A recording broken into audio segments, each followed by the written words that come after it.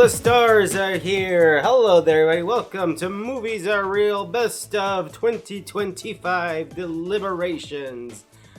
We've done this for 9 years, if you would believe it. And we are here for the most important motion picture award in the world.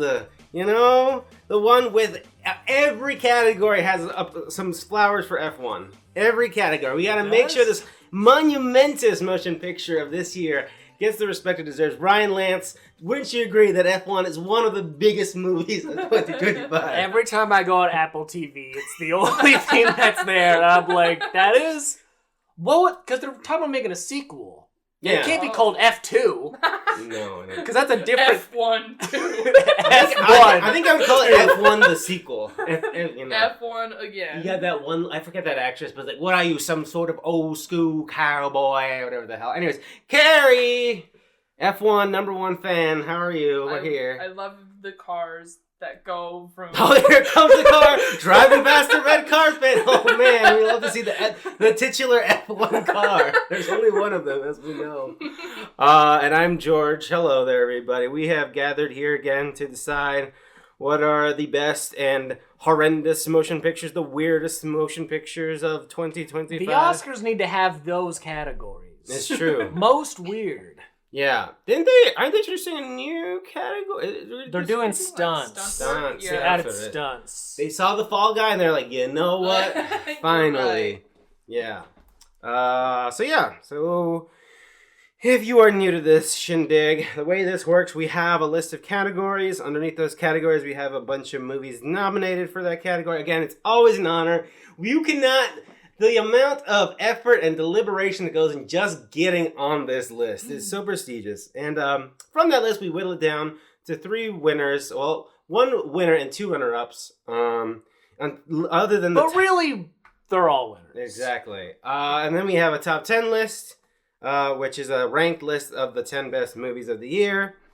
And then we have some fun categories as well. Maybe one that might be retiring. I don't know. We'll find out if the jury of these awards decides that, you know what, it's time to put this to rest because there's nothing else to say anymore. We're old and tired.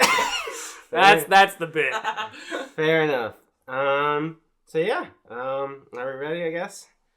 Let's do this, I guess. All right, what's the first award of the evening, George? Best Style! As I've said for 9 goddamn years on this podcast, this is the most Vibes award. It is. We can't change the awards. Like, no. It's vague, but like we've all set it up. It's just this. Je ne sais quoi. There is a panache. This is encompassing cinematography, costume design, just swagger of your actors, score, like everything that makes your movie sizzle. How green the filter on the film is. Sure, yeah. We love that. We love a green filter. Yes. How much fucking Mads Mikkelsen is on the screen is a big consideration. Huge. Yeah.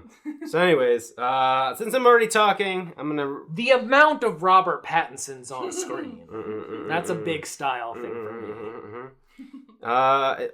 Is he even? Is the movie? Oh yeah, he's on there. I got the joke. Man, that movie. Wow, I forgot. I know. Me too. Man, oh man. Anyways, best style. The nominees are Sinners, Wake Up, Dead Man, The Ugly Stepsister, Bring Her Back, Frankenstein, A Big, Bold, Beautiful Journey, Die My Love, Dust Bunny, Bugonia, No Other Choice, Mickey 17, The Black Phone 2, Presence, Keeper, The Chronology of Water, If I Had Legs, I'd Kick You, Resurrection, Better Man, Marty Supreme, War of the Worlds, Frankenstein again. So twice.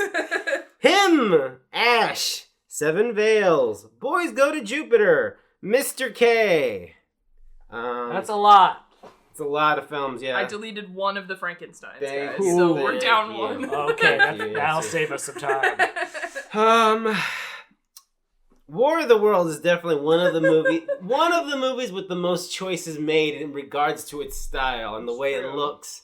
It took them 5 years to put this together because they started making this during COVID, like maximum lockdown. Mhm. Ice Cube is not allowed to leave his house. They needed Levels. more natural disasters to happen in the world that they can then Photoshop some aliens onto and use respectively. That's what we do. That being said, I'm gonna take off. I'm going to delete the memory of World War. No! Our data. Yeah, exactly. Very slowly, sorry. Be nice to the kids. You know, let's bring it back. Actually, Presents. I really like Presents. It's a movie I wanted to rewatch before these awards because I remember really loving it, and I think it does its bit extraordinarily well of being, I guess you're seeing the perspective of a ghost man, and the way they use the camera work to seamlessly float around and just be a presence in the room. They do it great, but I don't think it's gonna hold up here, in my opinion. Probably not. Good movie. I do love that movie. Great movie. Steven Soderbergh. Check him I'm out. trying to think of his name and just imagining him walking around that house in his little slippers. Yeah, exactly. Because it's very quiet.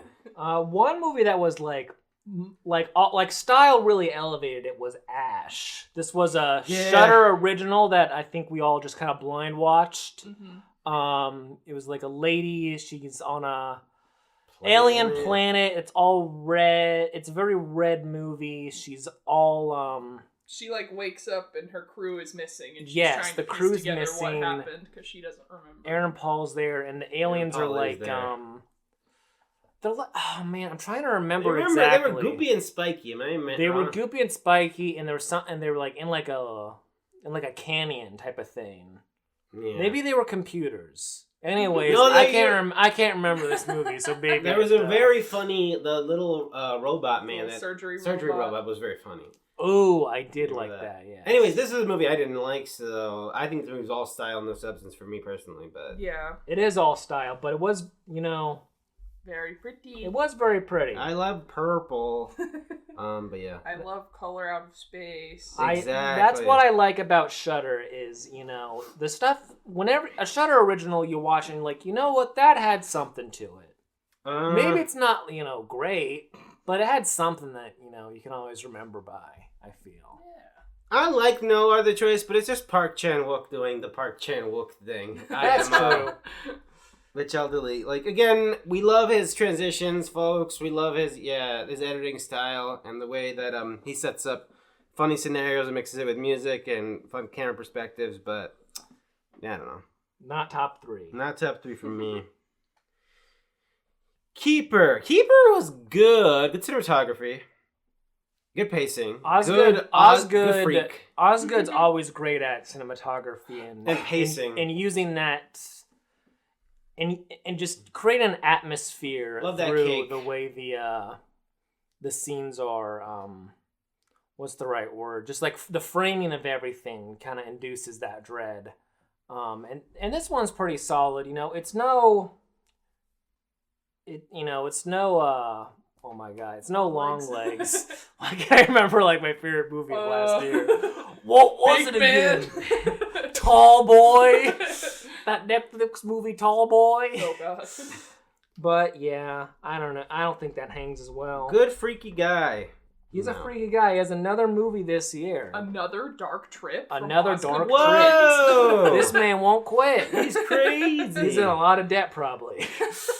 He's like, I need to make more movies. I'm gonna listen. Him style is the thing it has. I love the way this movie looks, and I still stand by that this is gonna be a reclaimed movie, and that people are gonna be like, it's good actually. But I can see that happening. That moment is not now. You'll have to really do some convincing for me. I still detest that movie. I think it's great. I think it's good. How about that? I think it's style and the It's so cool looking though. Yeah, his home is very interesting. The decor, the set design is very that was pretty good. Yeah. Yeah. Julia Fox. Yeah, Julia Fox is always going to be nominated for Best Style in general. That's true. I really don't like this movie. But she was also in Presence. And she was pretty good in that. True. She also That's had a true. presence in that movie. Oh, yes. Yes. Where do we go? Better Man's the monkey movie, right? So, Carrie, explain to me why the monkey movie gets Best Honestly, Style. this might have been the one thing I should have watched before this. Oh, I'm the only one who... There might still be time. Put it on the list. This might actually be the thing I watched before we were You gotta part 2. watch it. Because it looks good. It's fun.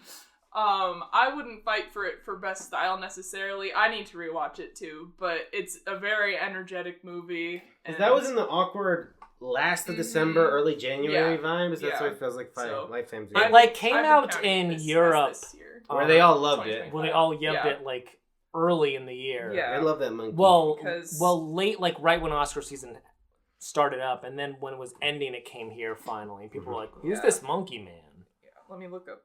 Robin Williams. Robbie Williams.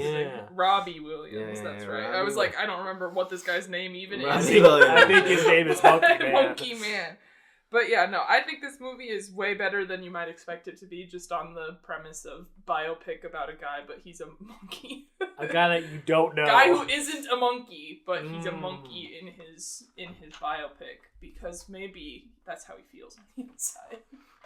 It's definitely one of the most like, wow, it's a swing of a movie. That's for damn fucking sure. And whoever, again, I don't know who signed off on it, but no, yeah, it's a great movie. It's very cool. It's got some showstopper moments that I think would have played really well in the theater if I had any of the wherewithal to be like, I should go see the Robbie Williams biopic monkey movie in theaters, but I unfortunately did not. Okay, I'm gonna go with one that we talked about a little earlier. I don't know if we want to cut it, but I love the style of Mickey 17 because it feels so like that pulpy sci-fi style that you don't see very often. Yeah. And all the set design with everything it does in that world. The little guys, like in the spaceship, and then all the frosty stuff on the planet. It's very cool. It's very interesting, and it's the kind of science fiction style that we don't see on the screen very often. That I really admire about that movie that no one on the planet watched. It definitely feels like a mid-90s sort of movie that they would not fund nowadays. Yeah. Yes, and they almost didn't fund this time. So I don't know if people feel like it's top 3. I wanted to bring that up just because it is so very stylish. They make that sauce. That's pretty cool. That is funny. I don't think it's top 3, but I do like it. For why you said it's very not the typical sci-fi we see. I'll go to some of my bottom of the list little ones that I added that I know you guys haven't seen. Look them up. I'll start with Mr. K. Senora. That's a fun movie that I watched. It was one that I had been waiting for, and because I saw a trailer for it randomly on Twitter like a year or 2 ago. Crispin Glover. Yes, Crispin Glover checks into this wacky hotel, and then he just kind of gets stuck in the hotel. He gets wrapped up in walking around the hotel, and he just ends up in the kitchen, and they're like, oh, you're our new employee, and then he just is stuck in this hotel trying to leave. And it was kind of Coraline-esque in its not its visuals, but in its whimsy and the way that he moves through the hotel. But it's very cool. I enjoyed it quite a bit. What genre is this? Surreal, weird, kind of. It's not like a horror movie or anything. It's not funny. I mean, Crispin Glover is really fun. It's kind of goofy, but it's just more unsettling, I guess, that he's just stuck in this labyrinth. Interesting. But it's fun. Okay. It's a cool movie. 2,000 people have watched this movie. You're one of them. That's me. I had it on my watch list, and Letterboxd let me know it was available to rent, and I was like, thank God. Yeah. Senor K. Crispin Glover. Boys Go to Jupiter. I've heard of this. What exactly is this? I just watched it super recently. It's an animated movie. I think you guys would vibe with it. It looks like an indie video game. It was very cool, very vibes. The soundtrack is very good. It's basically just about this group of friends, mainly this one kid. Oh my God. You have worked on games that look like this is great. working this summer as, I don't remember what they call it in the movie, but it's like a Grubhub knockoff, and he winds up getting mixed up with this fruit plant that has this crazy scientist lady who's trying to develop new fruits, and it's him and his friends, and he's trying to raise money, and there's just all this weird stuff that it's like a coming of age, just kind of chill out movie, but him going around on his little scooter. It's very good. I enjoy it. And you would not fight for it, though. I mean, I don't know. I like this. It's this very is a good style. You want to fight for it. It's very cool.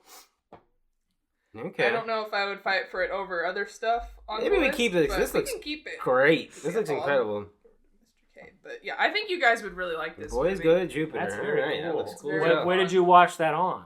I rented it, I believe, on Prime. Or it might be on Max. I don't remember. Oh, the one to watch for HBO. Yeah. Okay. Yeah, but yeah, I really enjoyed that. And maybe the one to watch for Netflix, or the one to watch for all the stuff that the Paramount guy owns, who's terrible. Right. Okay. Yes, it's on HBO Max. Ooh. All right. Well, I'll have to look into that. Yes, I think you guys would both enjoy it, and it's very funny. I was laughing a lot. Okay.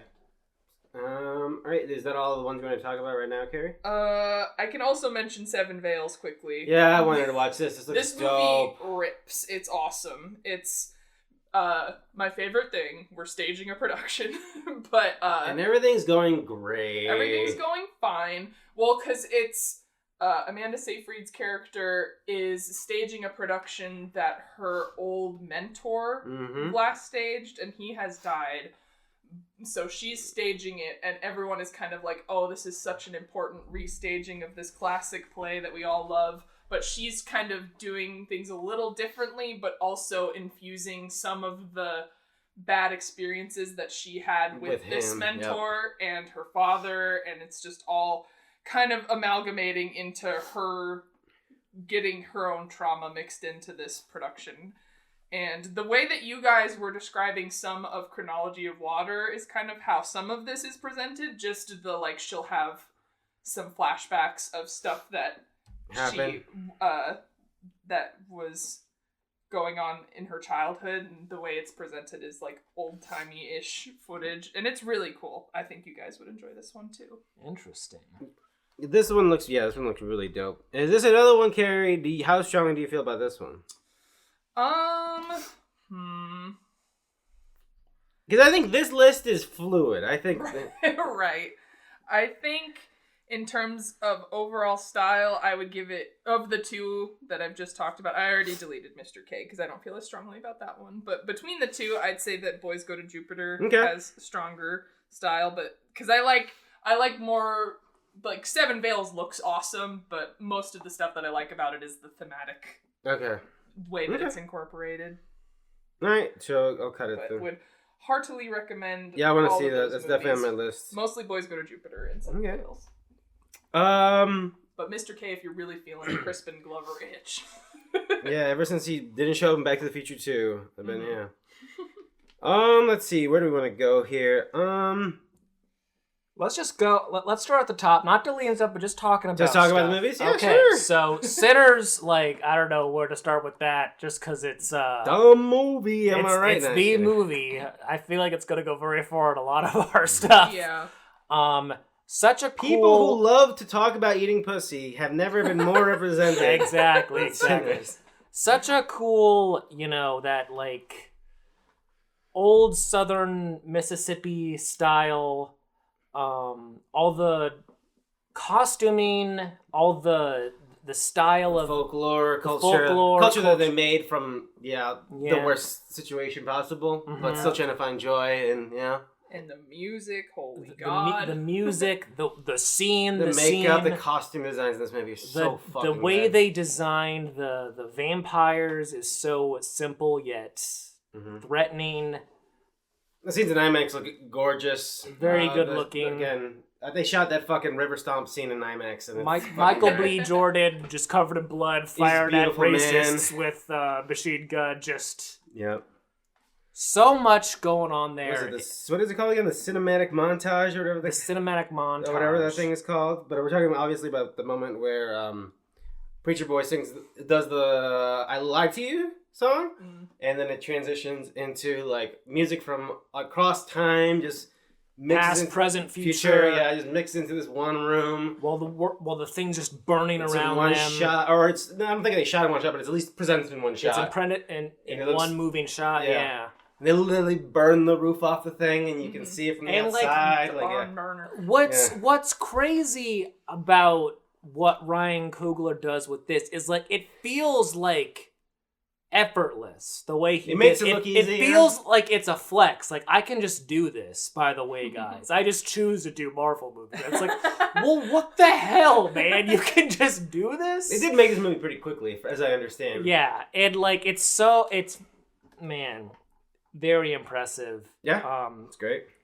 It is one of the most stylish movies of the year, I would say. I feel like that's definitely at least top 3. Yep. That's probably why it was the first one listed.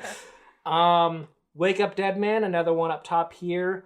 What's cool about the Knives Out trilogy is each one of them so far has their own style. Very different. This one is very, gothic, and like I describe it as very wintry feeling, but it takes place during Easter, which is funny.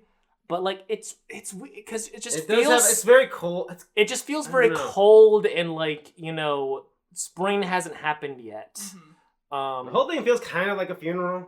I don't know. And maybe it's that funeral aspect. Good Friday-ish. Yeah. Little Good Friday. Little Jesus is back time. Yeah, I love the costume design again. I love what our main boy, how he looks in this movie. Yeah, he looks great. Little bob haircut. Yeah, it's really fun. When I watched this and Carrie, you've seen this 14 times. Just about. But the last time I watched it, I was thinking about whenever they're in the church and like the light just kind of moves in and out, and it's just like one of the most impressive things I've ever seen. Well, it's done like really purposely. Like the light sort of goes away when Benoit's kind of talking about his reservations about religion and how it's been used against him in several ways from his own family. And then Father Judd returns with like, that's valid, but it can also be this, and this is how I feel about it. And the light surges back in, and it's so like, it just feels so like effortless, but also like, all right, okay, I'm not gonna start believing in Jesus or anything, but that's pretty cool. It looks good though. I can't remember. Is this number 1 on your year?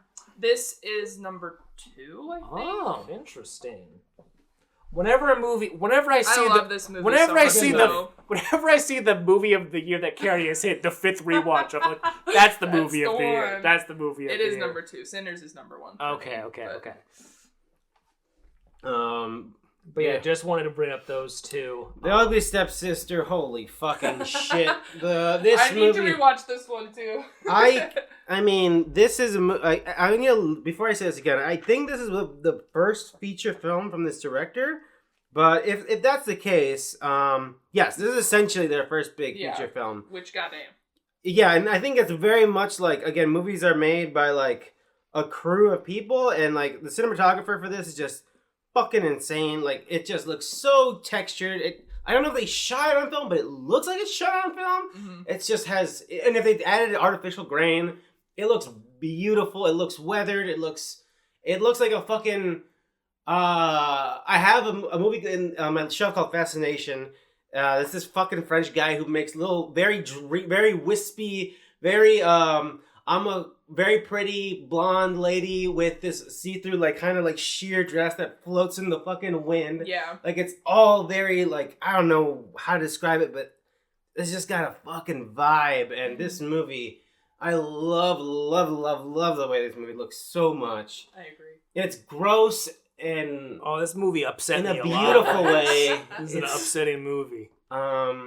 Yeah, it's just like, I don't know, it's kind of, I don't mean this to be derisive, but it's like if I followed somebody on Tumblr who likes to post like very pretty, like here's like some blood and like some address or like if I was still active on Tumblr, like I love it.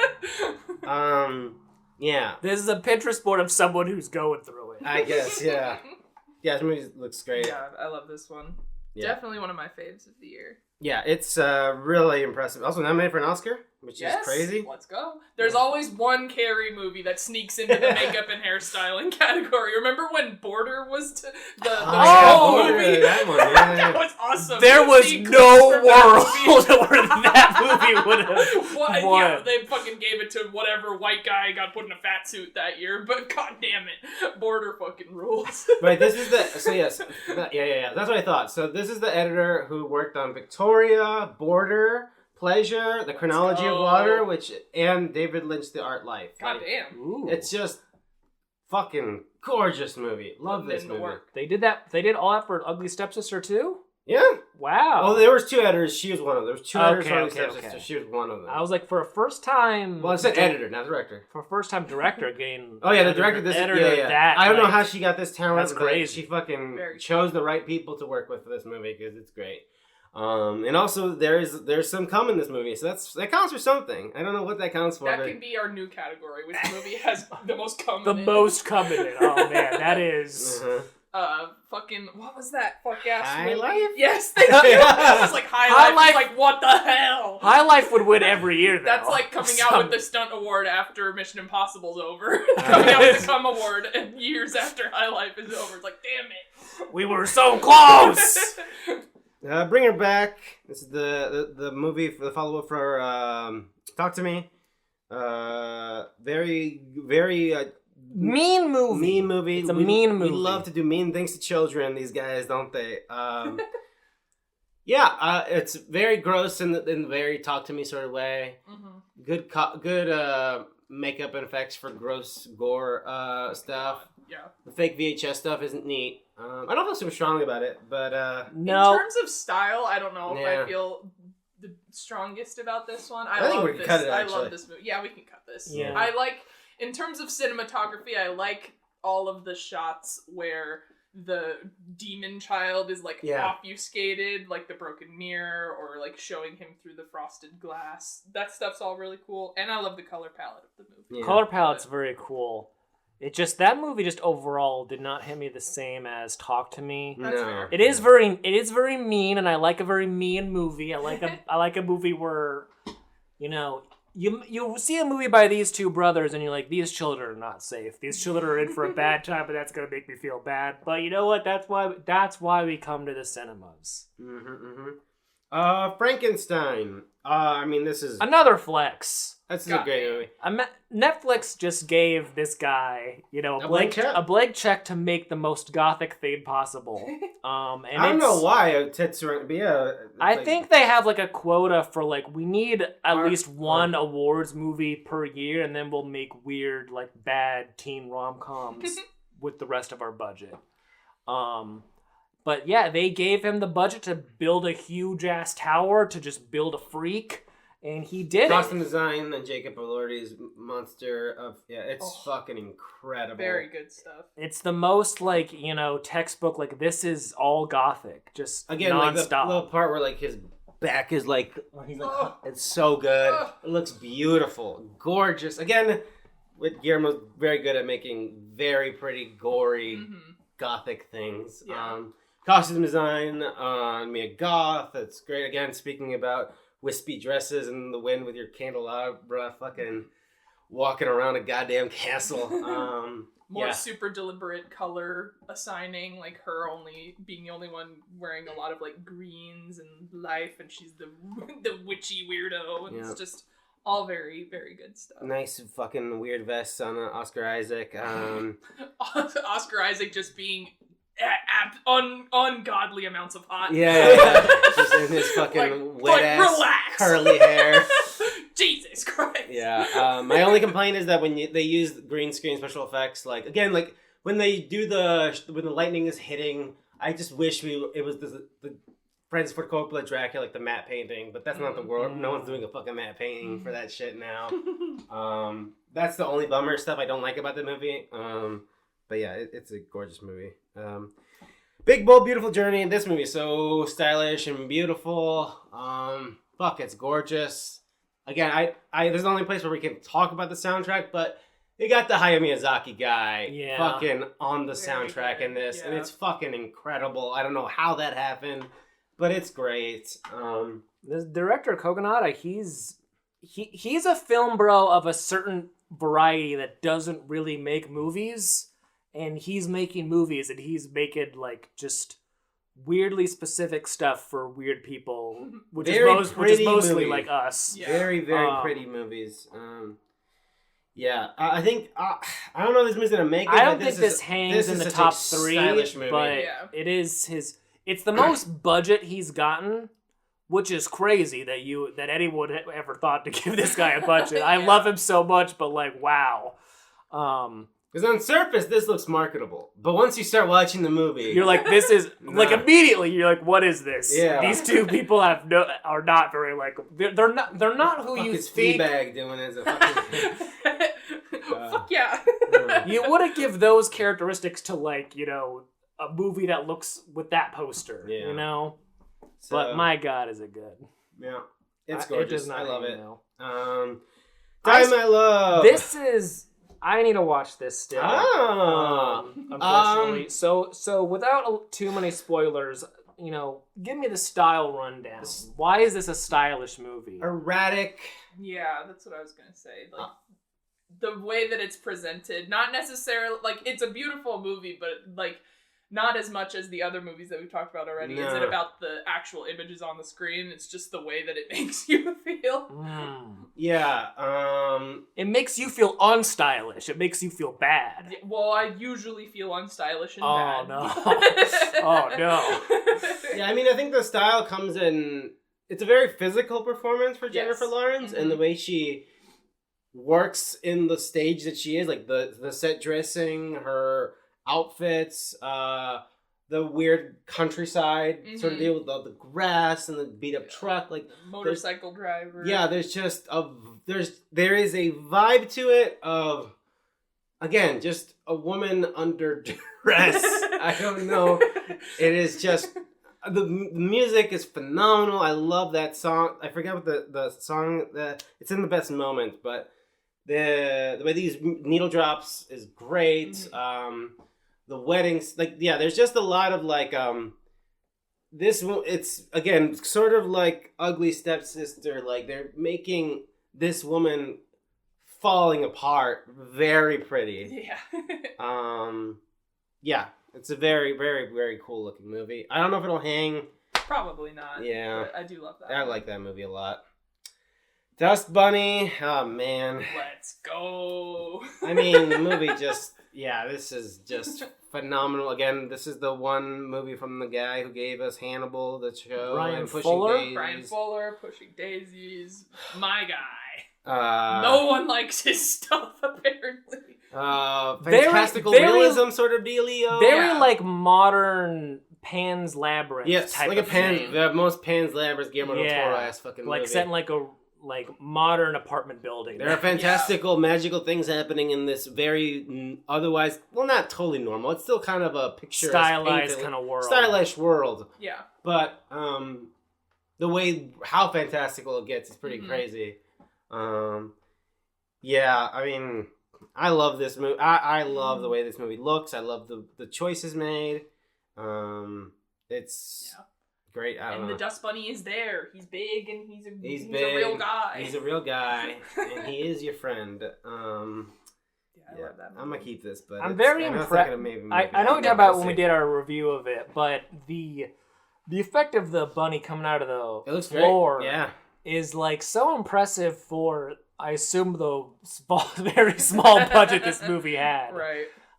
Just because it looks so like cool and just good and like it looks like a dream. Like it looks like all very dreamy. Yeah, like it has the it's behaving on the logic of the real world, but also not. Like sometimes it just like melts on the floor a little bit. Sometimes, like, again, there's a physical tactileness, but sometimes it's just like it's just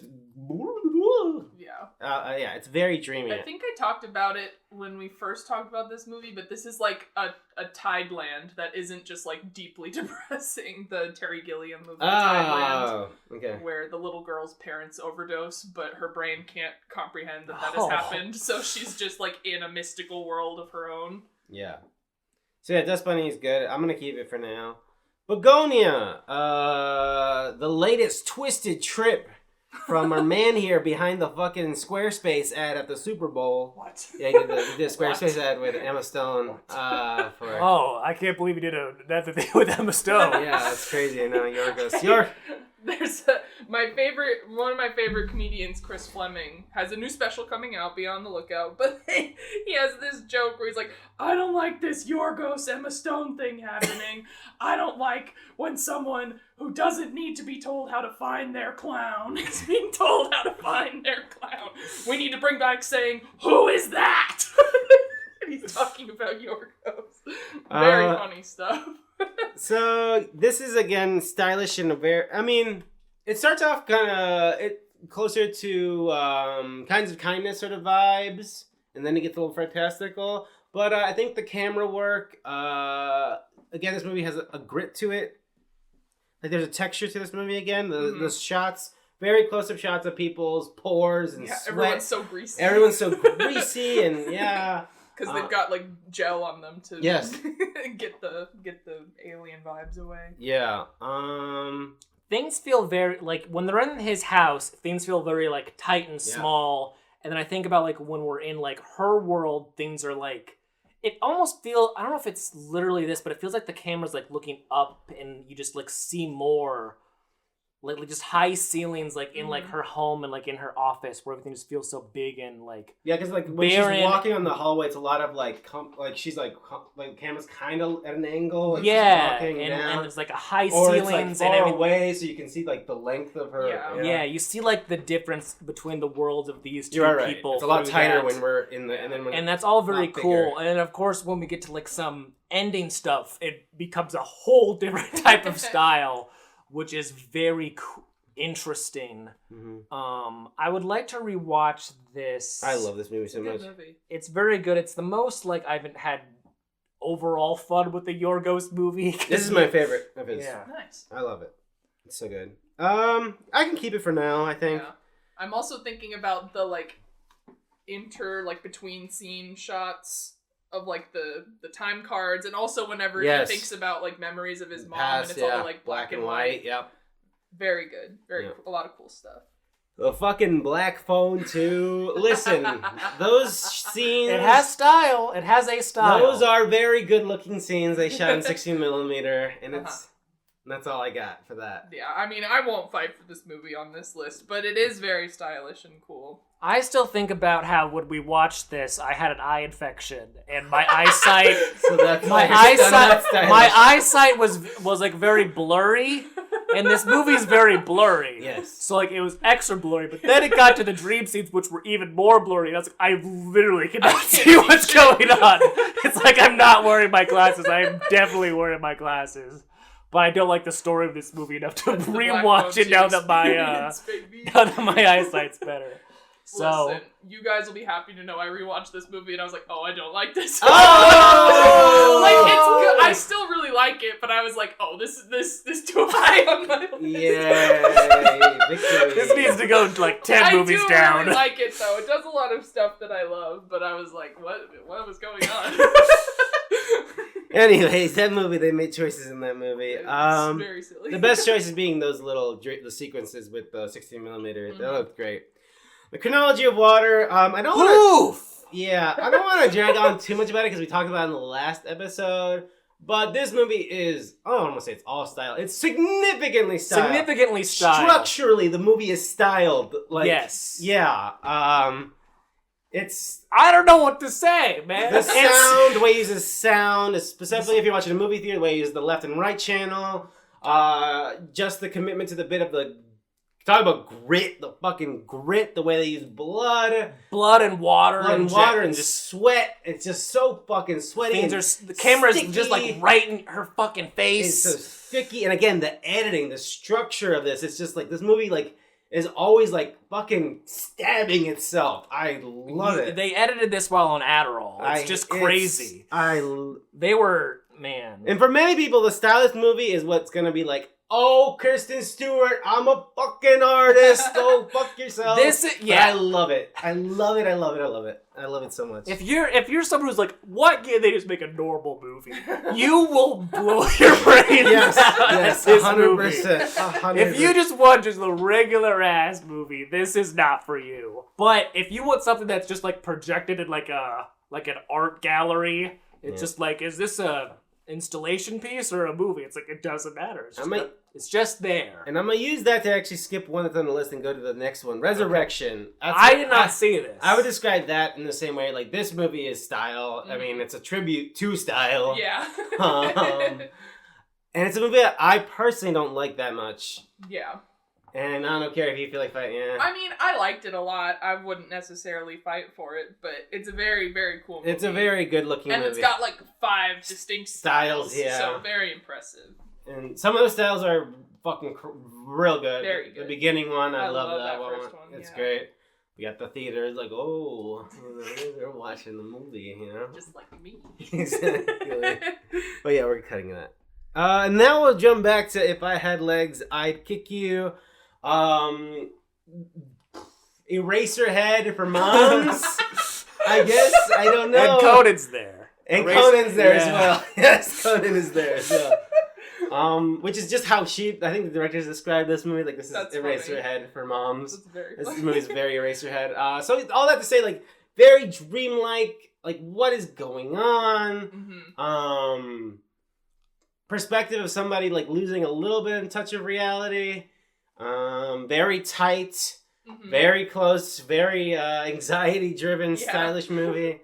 I think the big cool hamster, very stylish hamster. I think cool lasagna. I think the big stylish decision of this movie is, it's all about her relationship with her daughter, but you don't see the daughter until the very end, and when you do, it's like, whoa, that's a kid. It's kind of like Annette, how she's a puppet the whole time until the very end. It's just like Annette. I mean, it's not as good as Annette, obviously, but a lot of holes and wetness and stuff. A lot of ASAP Rocky. He's great, man. That guy's very great. Good. I love him. He's a charming man. Highest to lowest. I haven't seen it, but he's in that.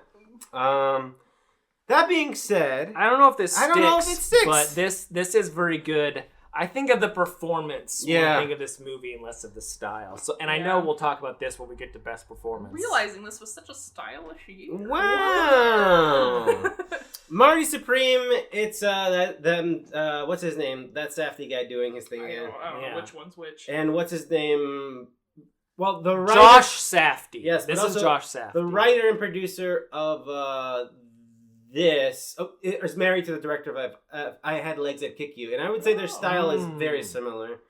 But yeah, I don't. This is much more styled similar to an Uncut Gems. Yeah, and so it doesn't feel like a new style to me. Or the Robert Pattinson one, Good Time. Yeah, because it's just like a guy running around fucking things up, and that's fun. We like that. It is fun, but I've also seen that style now. It's not a new style. Yeah. It's true. So I don't know how you feel, but I don't think it's. I don't think this. I like this movie, but I like it too. Don't care about but it doesn't feel new. It's like I've been there. I know what I'm getting. Okay, right, so needle drops though. Good needle drops. We've narrowed it down, but not quite yet. We have left over. We have Sinners, Wake Up Dead Man, Ugly Stepsister, Frankenstein, Dust Bunny, Bugonia, Chronology of Water, and Boys Go to Jupiter. We have to have a top 3, and now we're cutting stuff that's very good. I think I cut Bugonia now? I don't know. No? No, I mean, I don't... It's tough. I don't know. I don't care. Let's cut it then. I could give a shit. Not like any of these movies. I do like that one song that keeps playing, the really intense orchestral song. Boys Go to Jupiter did look very good. I have not seen it though, but I don't know if I would fight for it over some of this other stuff. But it's like it looks fucking good. I feel like if me and George watched it, we'd be fighting for it. I mean, I think that is why. Yeah. Well, you guys just got to get in there, like because it feels like the cheating thing of like when there's a very good animated movie that you can't kind of deny its stylishness. It has to be there. Because it has to. Because someone drew that. It's like Spider-Verse, right? Yeah. Like, you can't deny it. has to be there. It's Spider-Verse. Yeah. It has to be there. It's the movie Goat, where they're goats. It's true, Goat, maybe. I haven't seen that. Oh, yeah, I know. I haven't seen the goat movie. You didn't think I watched the movie where the goat plays basketball? You love basketball and goats. And I do like goats, though. Goats are nice. I like when they stand up on their legs. They do that. And they go, ugh. And it's like, that's awesome. Go off, queen. That's what I'm always saying whenever I see a goat at the zoo. Anyways. Is it weird? Man, it's fucked up. The thing I'm feeling like cutting from this list is Frankenstein. And I don't know why that is, but that's what I feel. I'm feeling Ugly Stepsister right now. I know. Ryan's just like, it's too gross. Make me sad. It is gross. No, it is gross. But like, maybe it's like it's right next to Frankenstein, and they're both set in times that are old and suck. And Frankenstein's crazy. It is, but Frankenstein has green screen. I can tell it's green screen, and that's what kills it for me. Where the other one is very tactile, never ticks me off. Guillermo didn't really make a monster, and for that reason, I think he should be canceled. We need to dig up some footage of him saying some horrible shit now. So am I cutting Frankenstein? Listen, you have the power of the world to do whatever you'd like. Yeah. Sorry. It looked like you were hesitating. You were like, I don't know. All right, so we got Sinners, Wake Up Dead Man, Ugly Stepsister, Dust Bunny, Chronology of Water. We got to cut 2 more and have a top 3. Listen, Wake Up Dead Man's pretty cool, but I was just gonna say of the remaining styles, I don't know if Wake Up Dead Man hangs. I love that movie deeply. Glenn Close, it's pretty good. Oh, Alright, I'm cutting it. Wow, okay. I was feeling that, but okay. Okay, then one more. I'm still thinking... I still feel Ugly Stepsister if we're cutting one. Well, listen, Sinners is gonna get a lot. Whoa! It's gonna get a lot of flowers. Whoa! He's got a point. And if this is just style, I think these 3 movies, which are Ugly Stepsister, Dust Bunny, and Chronology of Water, do some very bold and crazy cool looking things that I want to reward. But that's just George Cruz Alvarez. So that's all I gotta say about that. Carrie, what? I'm fine with that. Oh wow! Okay, let's do it. That's great. That is insane to me, but okay. I know what I am outvoted. Okay. Ugly Stepsister, Dust Bunny, and Chronology of Water. What? From the way you guys talk about Chronology of Water, I feel like that's the win, and I haven't even For me, it's Chronology and Ugly Stepsister fighting it out. And I love to make 2 women fight for my amusement. Because it's sexy and hot. Exactly. And that's what I got out of this. When I watched both of these movies, I was like, women are hot! God damn! My God. I mean, I feel like it's Chronology of Water. Yeah, I know you think Chronology of Water, so... Because this is just like the... Nothing... Like I said when our discussion on this, a feature film doesn't look like this. A 20-minute short will look like this. Yes. But no one has committed to a full 2 hours of just like relentless hell. Of just like bougie art asshole. Just like bam, bam, just bam. Like blood, just sweat, if I saw tiles. The premiere editing timeline of this movie, be like, yeah, that's that movie. Like, just the way it's just fucking crazy. You look at the poster of this movie. Poster. It's a great poster. There's just like a block of red up top because it's like, what else do you need? It's great. It's crazy. And the style again goes to like, this was like trying to adapt the style and form of this book and make it into the movie, not like adapt the weird way this book is written and presented and putting it as the shape of the movie. And I do like that. And it has that like dreamlikeness that like you'd get from like a Lynch type of thing that, you know, is just so hard to do. You see a lot of people try that and you see a lot of people not do it very well. And Chronology of Water just I love it. Woof. Yeah. Woof, woof, woof. Great soundtrack. I love the soundtrack so fucking much for this movie. Oh my God. It's just so angry. I love it. All right. Cool. Winner chicken dinner. The Chronology of Water. Congratulations. And if I watch it and hate it, I'll come back next episode and raise hell. Okay. I'm trying to think of I was told that the day after we saw it, Phoebe Bridgers came to our theater and watched it there. Oh, what? Yes. Yo. She was apparently in town and watched it at our film streams the day after we watched it. So we could have been watching a movie with her. Yes, this is a movie with her music in it, of course. It's like, yeah. Also, I just want to say for a split second, I thought you meant Phoebe Waller-Bridge, and that's why I freaked out. But I do also love Phoebe Bridgers, but not as much as Phoebe Waller-Bridge. the boy I was genius like, what? lady. Why? Not Tomb Raiders, yeah. Phoebe Bridgers, also very cool. Did she have Bo with her? Was Bo Burnham here? Congratulations, Chronology Water, for winner of Best He is Style. too tall, he would not fit. They would let him into the mini theater. No matter where he sat, he was blocking someone. Hey, get out of the way, tall asshole! Ugly Stepsister and Dust Bunny, very stylish movies as well. Ryan, do you want to talk about Best Horror here? I love scary movies. Let me run down the best horror of the year. We are all big horror fans, so that's why we like to shout out the best horror movies, even though a lot of these end up on the best movies overall anyway. But sometimes being a good movie and a good horror movie mean different things. So let's do this. We have The Monkey, Bring Her Back, 28 years later, The Ugly Stepsister, Weapons, Companion, The Black Phone 2, Presence, Keeper, VHS Halloween, Final Destination, Bloodlines, Clown in a Cornfield. That was a movie. Bone Lake, The Conjuring Last Rites, Good Boy, Silent Night, Deadly Night Remake, Until Dawn, Hard Eyes, The Woman in the Yard, Found Footage, The Making of the Patterson Project. I've not seen or heard of that. It's pretty good. We can start there. Yeah. Okay, It's what like is it? It's like a silly... Is it a found footage movie? Yeah. Oh! Kind of. It's about a guy who wants to make a Blair Witch style found footage movie. I've been there. But about Bigfoot. But they're also making a documentary about the making of this movie. And they go to this like Airbnb basically where they're filming.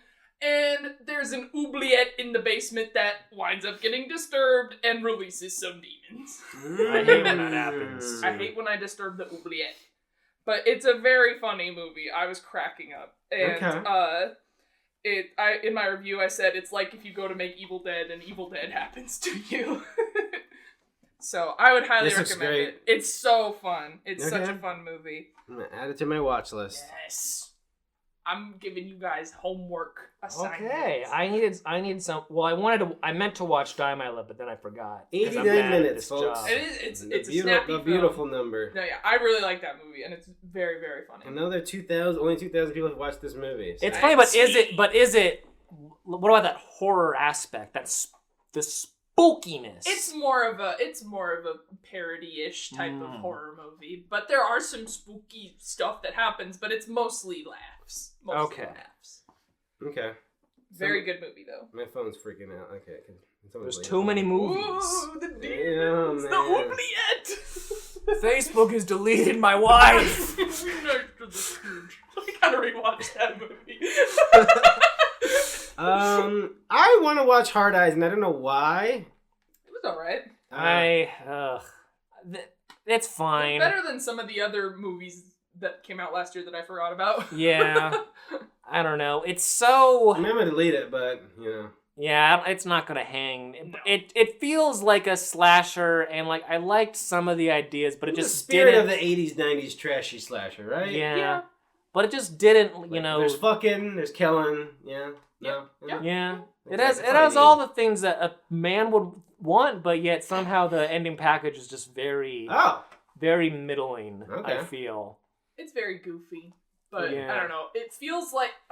no. I know it's not the same thing, but watching it to me felt like watching those new Scream movies. Yes. Where I'm like, what is this? Who's this for? But yes, I think I just don't like slasher movies in general. Okay. I usually bounce off of them. And that's what this is, yeah. It's very this. It's a slasher, but it is very specifically trying to go for that. The new Screams are popular. Let's do something that's... Yes. ChatGPT, write me a Scream-like movie. That might be the new Scream also. to be fair. That feels like the new Scream, but I will report on that in a few weeks when I watch that. All right, I'm deleting The Woman in the Yard as we speak. Fuck that movie. I hated that movie. I like The Woman in the Yard. I think it was I thought it was neat. It's well made. It's got interesting ideas. I'm happy it exists. It just personally made me want to kill myself. You so know, I didn't that's like fair. It that much. It made me want to kill myself out of, like, I'm so pissed off at you, I'm going to kill myself out of spite. But thank goodness they put up some resources for us on the screen at the end of the movie. I'm gonna run into the doors like, hey man, your movie changed my life. Bang! Jason Blum's like, what the heck? It's like... I thought this movie was interesting. No, it's definitely got some really cool stuff. Like, if we were still talking about style, I would mention... A man who's never been depressed, like, for real, definitely watched this and was like, I know what depression's like. I really enjoyed the reveal of what was going on hit me in a sensitive month, and I was not happy about it. But I did enjoy the stuff that they did with the shadows, where she was like, the sun was coming in, and the shadows from her hand were like affecting the stuff inside the house, and I liked the wacky, like, stuff, what's really happening kind of stuff. I always loved that. If this was like a short film, I think it would have been better, and maybe if you tighten up that script a little bit. Yeah. But yeah.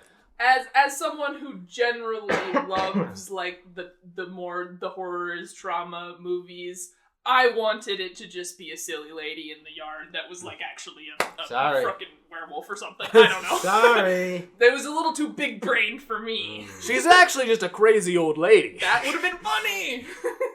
I'm going to the bottom here. No, let's go back. I'm going to poke at stuff. It's 28 years later. It's a good movie. It's a bit... I guess it is. These movies just don't feel like horror movies to me now. Yeah. But it's good, so I can stay for now. It's a good movie. I don't know if this hangs. I rewatched the first one a little bit before Bone Temple, and I like it a lot. I respect what it's going for. I like the... We should have talked about this during Style. This movie's insane looking. The iPhone shots are crazy. God damn. Just like, got a big dick. He does have a big wiener. In the new one, an even bigger heart. It's true, yes. That's true. You need a big heart to pump into that bad boy. Oh boy. Damn, brother. Yeah, 20 years later it's stylish, but it wouldn't have hung. Yeah, no, it wouldn't have hung, but it did. I just am really... Unlike that guy! But very cool shots, and those iPhone kills are insane. Maybe that's the new category. Most hung. Oh, good. Most wiener. Most wiener. Most wiener movie. I like most calm better. That's true. Yeah, we can keep it. It's a good movie, so let's do it. Companion probably doesn't hang. It's a fun movie. A good start to the year also, I thought. But, you know. That's let me look at the list. I was gonna say that's probably the best of the mid-horror movies that I don't care about that came out last year.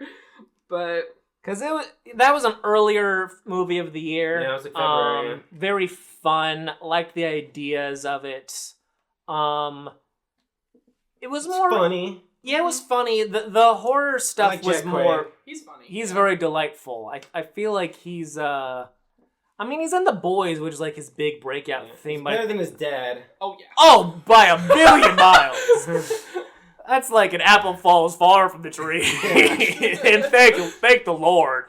But yeah, that's a very fun movie. In terms of horror, I don't know if it sticks on that. Because, it's very fun, and then when it gets to the scary stuff, it is more of the psychological, It's a very clever movie. Yeah. Like, men type of thing. For sure, yeah. But I don't know if it hangs in terms of some of the other stuff on here. I don't think so. Good Boy is not... I understand it's not a good movie, but I still think it's really cool that they made that movie, but it's not good. My parents will not stop talking about that movie because it's the first scary movie they've seen in like 5 years. Yeah, I gotcha. I think since like It Chapter 2, that's the last one. It's like, Ryan, why wasn't that dog nominated for Best Actor? It won award. Yeah, it's like, I agree with you, but you don't ask me why. Yeah. But yeah, that is a very good... some would say it's cheap just because, like, it's a dog and, like, you're gonna be worried about the dog. And, like, you are worried about the dog. But, you know, that is also the point of the movie. The movie's got problems, but I think it's, again, good direction. For what its pitch is, it nails it for what it is. Yeah. The Black Phone 2 is not... I mean, Carrie just admitted that she does not like it anymore. Still really like it, but I was way too into this the first time I watched it. I do really like the...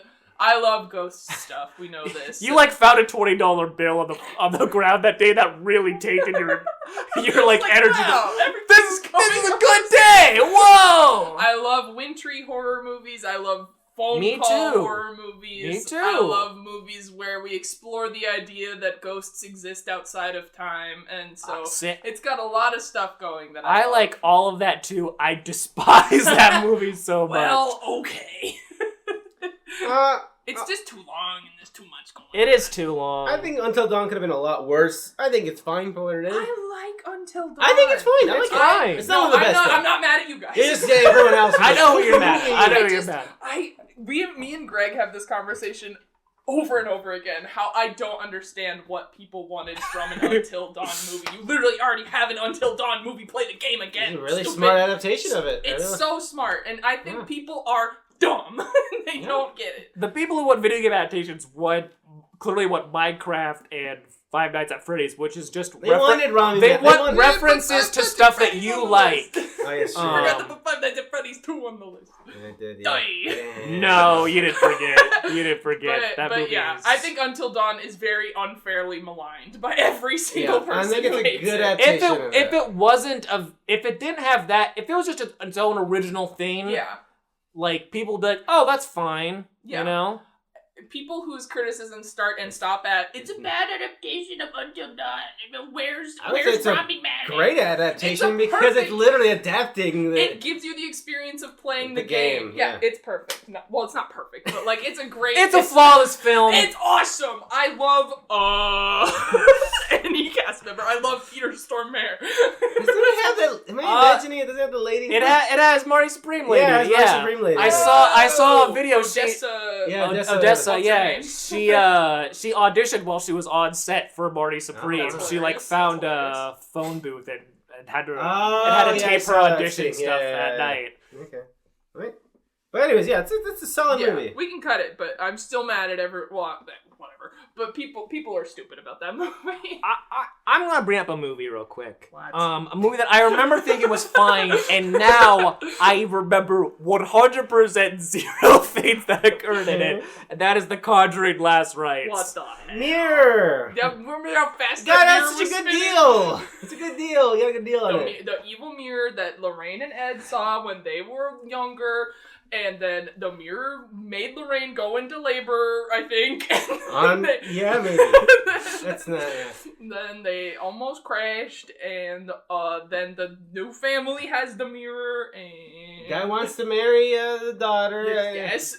Think of all that funny stuff with Patrick Wilson. Yes, Patrick Wilson's hilarious. I've seen Jay Kelly. Just Patrick Wilson being all dad mode, protecting his daughter...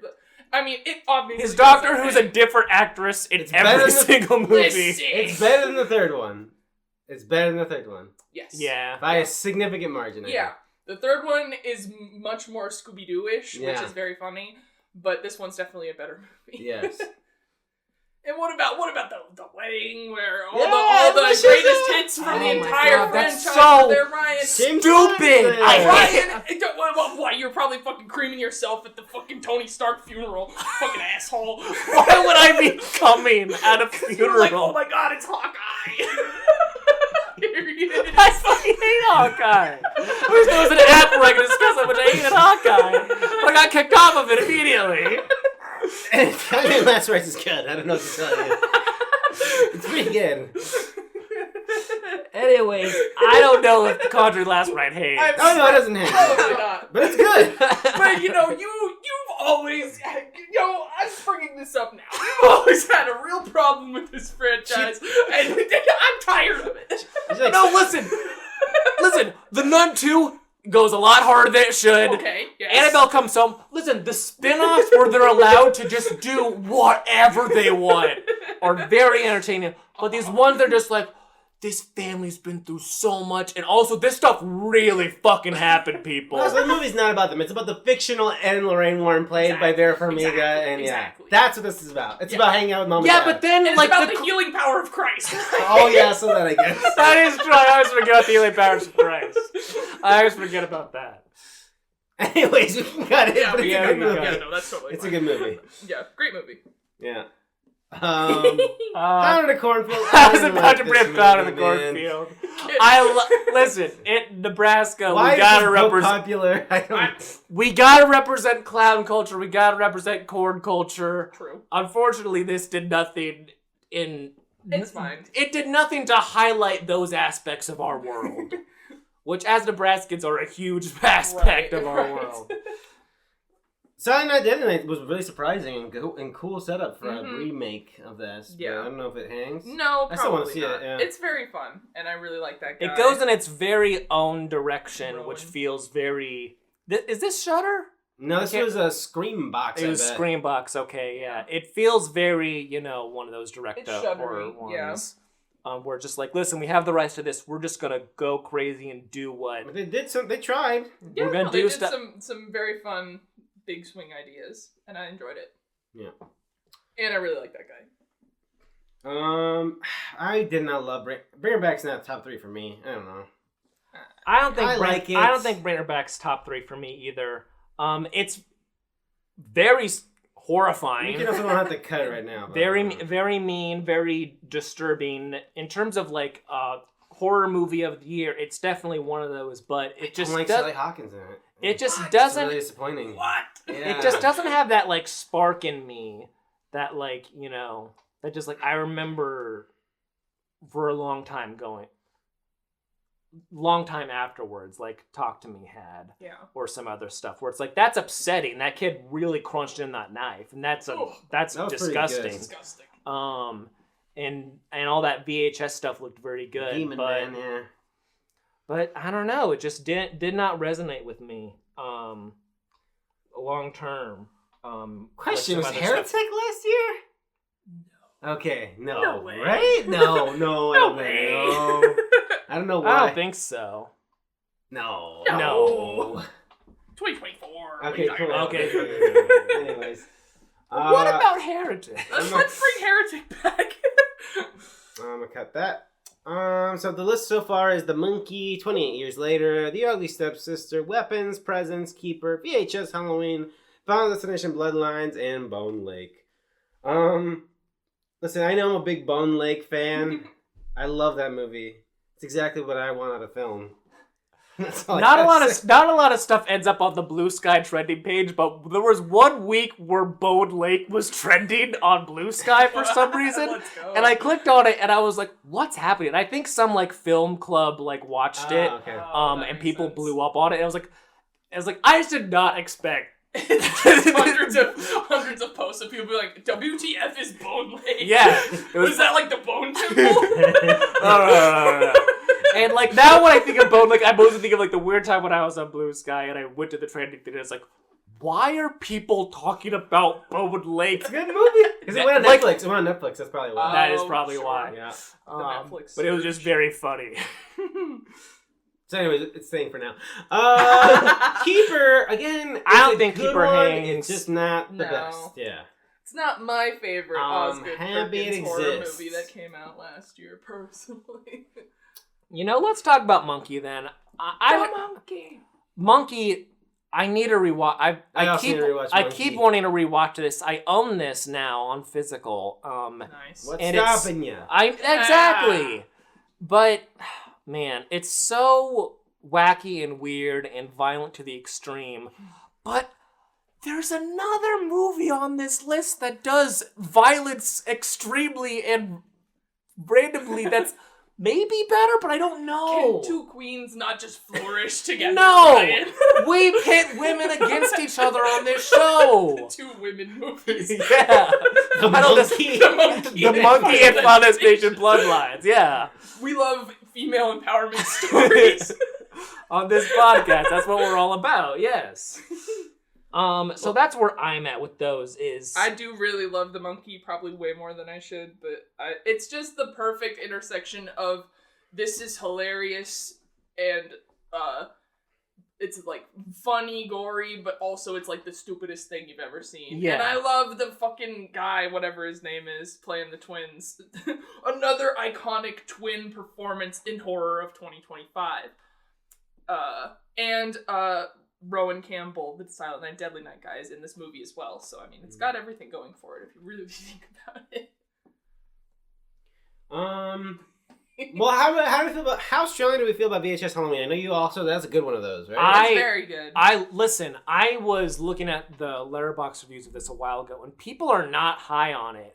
And I don't, because this is, it's the most solid lineup, like, they've ever had. It's pretty good. Like, there's, like, each one is, like, its own, like, style and weirdness and, like, has something, like, horrifying that it's doing. Yeah. And all, like, wrapped around Halloween, which is, like, a perfect, like, vibes thing. Mm-hmm. Like, it's so fun. Just, like, the first one has that great, like, shot of, like, the arm coming out of the darkness. Mm-hmm. The Candyman thing is just colorful and loud and crazy.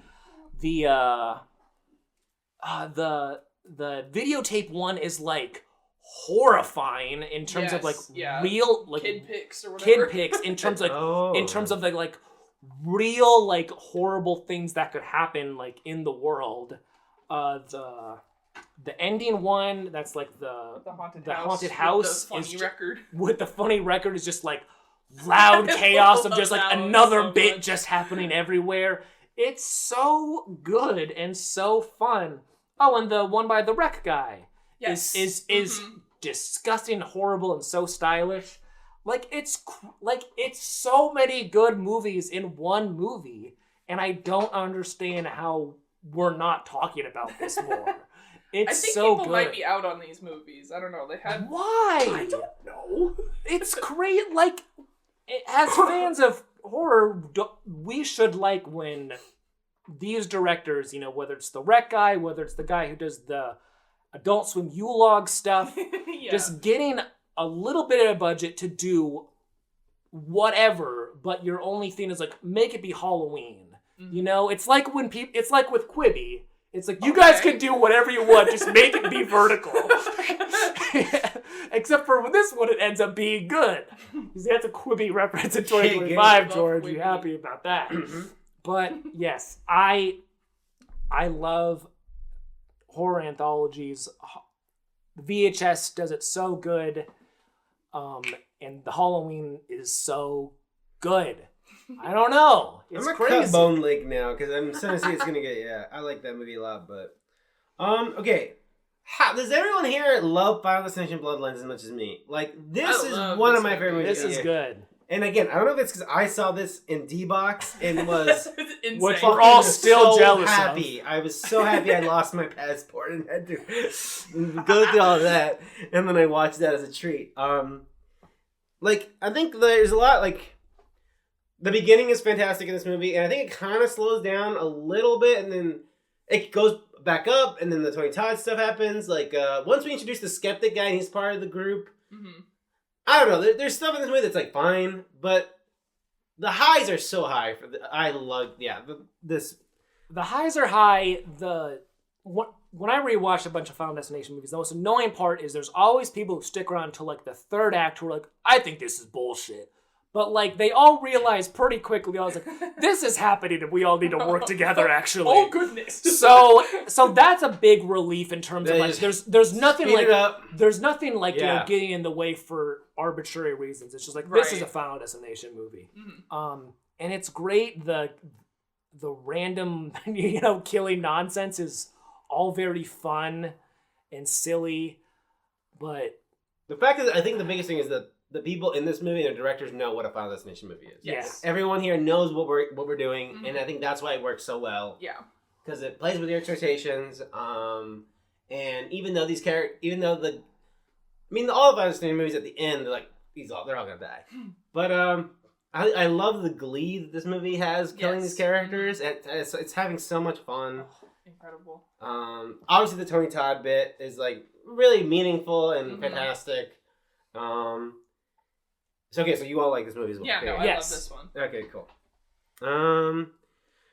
Presence is one I really loved at the start of the year, and I wish I watched it again before these discussions because I really, really liked it, and I can't dig into that passion I had at the beginning of the year when that movie came out because it feels weak right now. I don't know. I felt very middling towards it. I liked the idea of it, but some of the execution stuff just didn't resonate with me as much as I feel like it did with a lot of people at the time.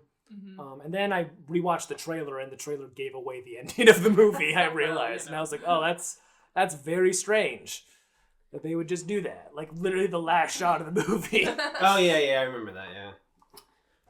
Yeah, no, Presence is really cool, and it definitely plays around with, as I've already mentioned, the ghost stuff that I love. But I don't know if it hangs on this list for me personally. But I also agree with you that I really love it. We haven't talked about weapons yet. I feel like that's top 3. I think. That's top 3. Maybe the winner. I don't know if this is what I would think is the best movie of the year, but this might be my personal favorite of the year, just because it's so horrifying. It's so stylish. I love each like chapter and arc and telling this story from a different perspective. And then just that shot of her in the car and the thing comes out is so good and so incredible. And then the ending is just this cathartic, just like loud, just like tearing through the town in daylight. Yeah. It's such a good movie. And I am so weirdly excited for whatever his Resident Evil is going to be. Yeah. Man, I don't know, man.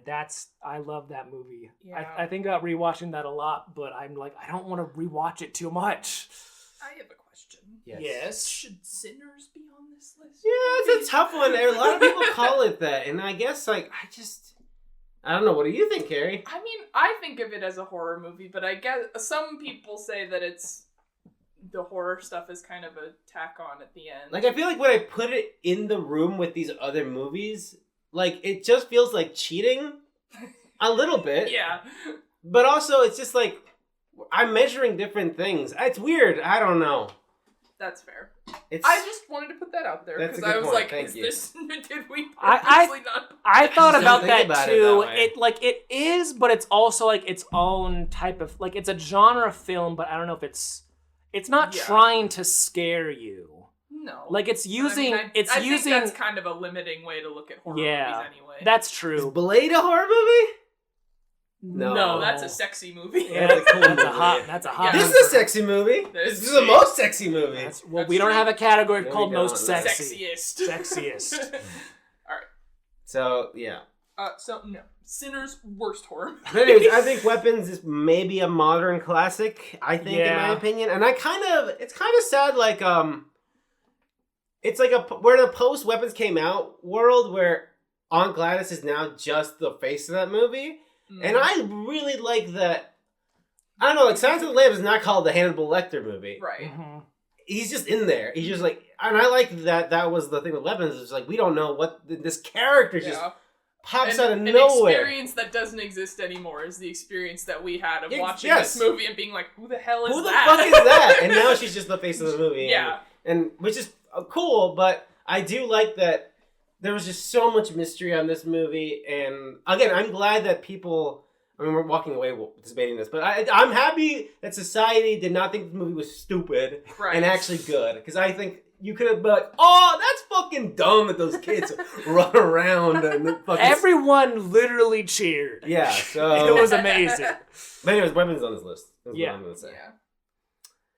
So we still have Monkey, 28 years later, Ugly Stepsister, Weapons, Presence, VHS Halloween, and Final Destination Bloodlines. I don't like Aaron Taylor Johnson. That's very fair. I'm thinking cutting 28 years later.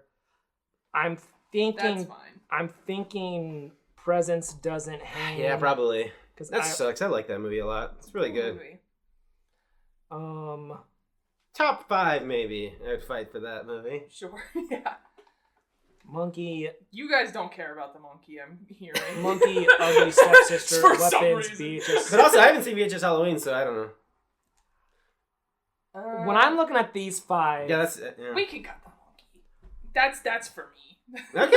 I like the monkey a lot. Do you want to keep it then? No. That's what I'm saying. No, when I'm looking at these 5, I think the top ones for me is Weapons, VHS Halloween, and Bloodlines. That's what I'm feeling. I know you want to sneak in Ugly Stepsister. What do you think of that list?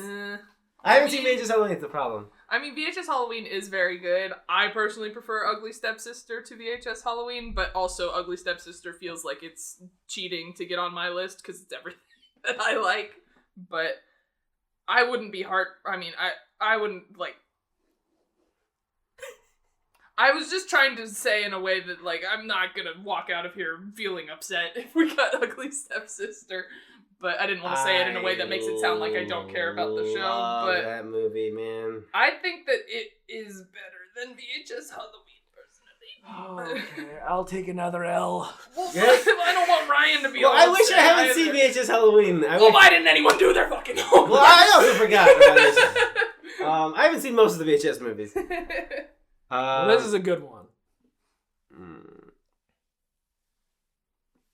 Fine, we can cut it. That's Whoa, okay, that's crazy. I mean, Weapons is the winner, right? Yeah. For best horror? I think so. It's got what's his face? It's got Han Solo in it. It's got Han Solo. Google Flobber. Google Flaggin, whatever the hell his name is. What is his name? Oh my god. Don't tell me. It's not Ansel Elgort. No. Something like that, though. It is something like that. Alden Ehrenreich. Yeah. No! Is it Alden? Oh, it is Alden Ehrenreich. You're like I was thinking of Aaron You Eckhart. think I don't know Han Solo? Aaron Eckhart, yeah, he's in there too. Somewhere in the back. Okay, well, winner Weapons, best horror movie. VHS Halloween and Final Destination Bloodlines, also very good horror movies. Carrie, you want to tell you about worst movie? Oh, yes. Films that are bad. All right. There's a list of them. Worst movie. Poo-poo, stinky. Uh-oh, movie. We got a short one this year. A short list, because we're too much full of love. We're letting go of the hate. Some of us are letting go of the hate. Worst movie nominees are War of the Worlds, The Strangers Chapter 2, Five Nights at Freddy's 2, The Black Phone 2, big sequel, a Minecraft movie, The Electric State, That's and a movie that came out. Woman in the Yard. I was thinking that it was a horror list for a second there when I read all those 2 in a row. That's why the Minecraft movie scared me. I was like, what? It is scary. I really did not like The Black Phone 2, but we'll take it off this list. George just wanted to get in there. I just wanted to say that movie fucking stinks. So, fuck you, what movie. The fuck? Man, did anybody here see The Electric State? Did you see it? I did see it. Okay. This movie is miserable. It is so, like, we can just speed run to Avengers Endgame, but with, like, Mr. Peanut's a robot.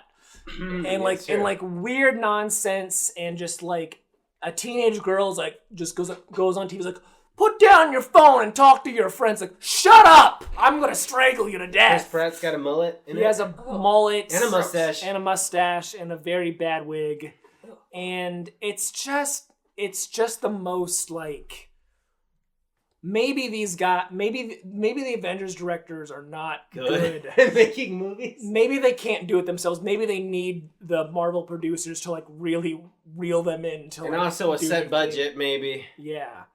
And also, this is based on a very good book, as I understand. People who are fans of this really book, love this book. People who are fans of this book, like, this, like...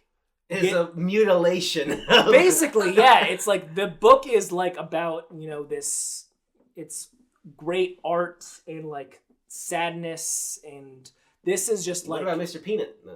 I don't think Mr. Peanut's in the book. I think this is just trying to take a book and turn it into an action movie that people cheer at, but they're at home on their toilet watching this on their phone. They just finished the Tomorrow War and they need exactly. And now they can watch Mercy after they're done with it. In terms of like bad movies, this, I mean, it's pretty up there. It's pretty up there. But I haven't seen it. So. But it's also just like, we've been talking for a while, my voice is going and my passion is gone. So I don't know. Sounds like we need a break after this then. Maybe, I don't know. But yeah, it's miserable. We brought up Woman in the Yard a little bit ago. This movie pissed me the fuck off. It's trying so hard to be about, oh, don't you want to kill yourself? It's like, you have never experienced sadness or anxiety your entire life. Fuck you. The moral was she should have killed herself. That's what the movie told her at the end of the day. She should have killed herself. And she does, and good. And it's like, what the fuck? What the fuck? Are you kidding me? Are you kidding me? My God. I hate this movie so much. I can't explain the, feeling of disheartenment I felt when I realized, oh, the woman in the yard is just my suicidal ideation slowly creeping towards the house. Oh, great. Oh, awesome. Oh, it's not like a demon or something. That would have been fun. Oh, good. Yeah, but as an idea, that's fine. But the result of the movie is, yeah, you should kill yourself, you son of dumbass. I thought it was fun. I thought it was an interesting take. Listen, I'm just saying I was feeling sensitive that month and I'm still mad about it. You feel really You lost $20 that day, so when you watch that, it was like, oh man, this sucks. Yeah. This is more of the personal hatred. Mm-hmm. Women in the Yard. That's valid, though. And then the other movie that only I watched that I hated. Minecraft movie. This movie baffles me. Yeah. Because, it's a comedy. But, the jokes, here's the thing. When people talk about the meme moments, they're not, the scripted jokes. They're, just things people said that they turned into jokes later on. Yeah. But there's jokes in the movie that aren't funny, that no one talks about. There's things that this movie does that no one talks about. There's this thing where the boys go out and learn how to craft, and the girls are just at home hanging out for 30 minutes. And it's like, you're not doing anything with them? And we freaked out about it. There's a black woman in the Minecraft movie? What the fuck? I hate this movie. It's bad. It ends with a dance party. What does that nowadays? A lot of things. I know, and that's bad. We should feel bad. Oh. I think it's nice that Jared Hess got to direct another movie. He was the director of Napoleon Dynamite and Masterminds. That's hilarious. So that's cool. This movie is... I described it in my review as if my parents watched this, they would kill themselves. Because this movie makes no sense. It's just loud lights and noises that is appealing to the people who have that level of severe brain rot where they just need stimulation. When they play Hyrule Warriors, they see all those lights go off and this is it. I feel good now. But there's nothing of substance here. It's not saying anything. It's not doing anything. It's not even really about Minecraft. It's not even really about Minecraft, but it is. It's just saying these things that are Minecraft, but it's almost the memes are not really Minecraft adjacent. It's Chicken Jonky, which what is that? That's not a It's like a zombie on a chicken? Yeah, it is, but what is that? Why people It's like a zombie. People just society just chose that as the moment where they would freak out. But there's nothing there in that moment that dictates that deserves that. It's just people decided that as the joke and they're now loving it because it's part of the joke. I don't get it. I watch this and I'm just am I an old man? Yes. Do I watch Chronology of Water and I didn't like the Minecraft movie? Is that what you're telling me? What if Chronology of Water had a bunch of meme moments where people started throwing stuff? I haven't seen it, but I assume there's a few. We can work something out. Well, 5 Nights at Freddy's 2. You see, I should be angry at this, but I just don't care. This movie's just it's so baffling, the decisions it makes, because it's trying to be big clap, but it's about children being murdered, and like a serial killer and being abused as a child. And everyone's like, yeah, it's Freddy, baby! But like, it's so boring. And like, the horror aspects are so like nothing. Yeah. And the lore it's trying to build up is just like it's what baffles me the most is there's two Freddys locations that are both within the flagship location. Yeah, that are both within biking distance of each other, that have had all these murders but no one visits. And I don't know, there's so many little things about this movie that just boggle my mind, you know. And I'm so disconnected with I watched this a Minecraft movie and I'm like, I thought like I understood the world, and clearly I am disconnected from something because I'm just not getting enjoyment out of these things that people clearly enjoy, and I'm just left baffled as to like what we're getting out of it. Mm-hmm. Am I just dead inside? I watch Marvel movies. You're not dead inside, but I think you were never gonna get joy from the Minecraft movie, Ryan. Do you even like Minecraft? I did like it back in the day. I just dropped off. You were playing it. I did, yeah. I played it like back before the game was finished. Basically, I'm an OG fan. I just dropped off. I think this is made by people who are cynical about children who like Minecraft. I don't know. It's just there's so many of these big movies that I'm just at a loss for like what the goal was here. Yeah. And it just feels like the people who enjoy them, it's like, do you enjoy this, or this is like, I can't believe anyone watches a Minecraft movie and it's like, I genuinely do like this movie. It's like they probably don't. I know. Goofy. It's just but it's hard to know because it is hard to know because people like get in it as like, oh, it's hilarious. Like, but actually, now that I thought about it, it's actually pretty brilliant. But I mean, that's how I be watching movies sometimes. That is true. Like, I'm top 5 stars. Strangers Chapter 2. That movie is poop ass. Let's get that hog though. The one good scene in the movie. It's just, I don't have a lot of passionate hatred for these. At least I don't right now. But like, that movie is just so goddamn boring. It's literally just the middle movie of a trilogy, and all that she does is run from a place, run to a place, get stabbed, and then run to another place, and that happens. It is just an extended chase scene. Yeah, and I don't personally glean a lot of like tension from that. Again, it's my problem with slashers. I'm not really into them, especially the Strangers movies where I'm given no information about anything, and I'm just supposed to be unnerved because it's just happening randomly or whatever. Except it's not randomly in the Strangers movies. It's because if you go to that town, you get strangered. Because you were here. Yeah. Because I booked this. It could happen to me. Because I'm here all the time. Yeah. I'm always places. And there's always doors where I'm at that someone could knock on. That's so fucking scary. But yeah, no, I don't like this movie. And I think it's bad.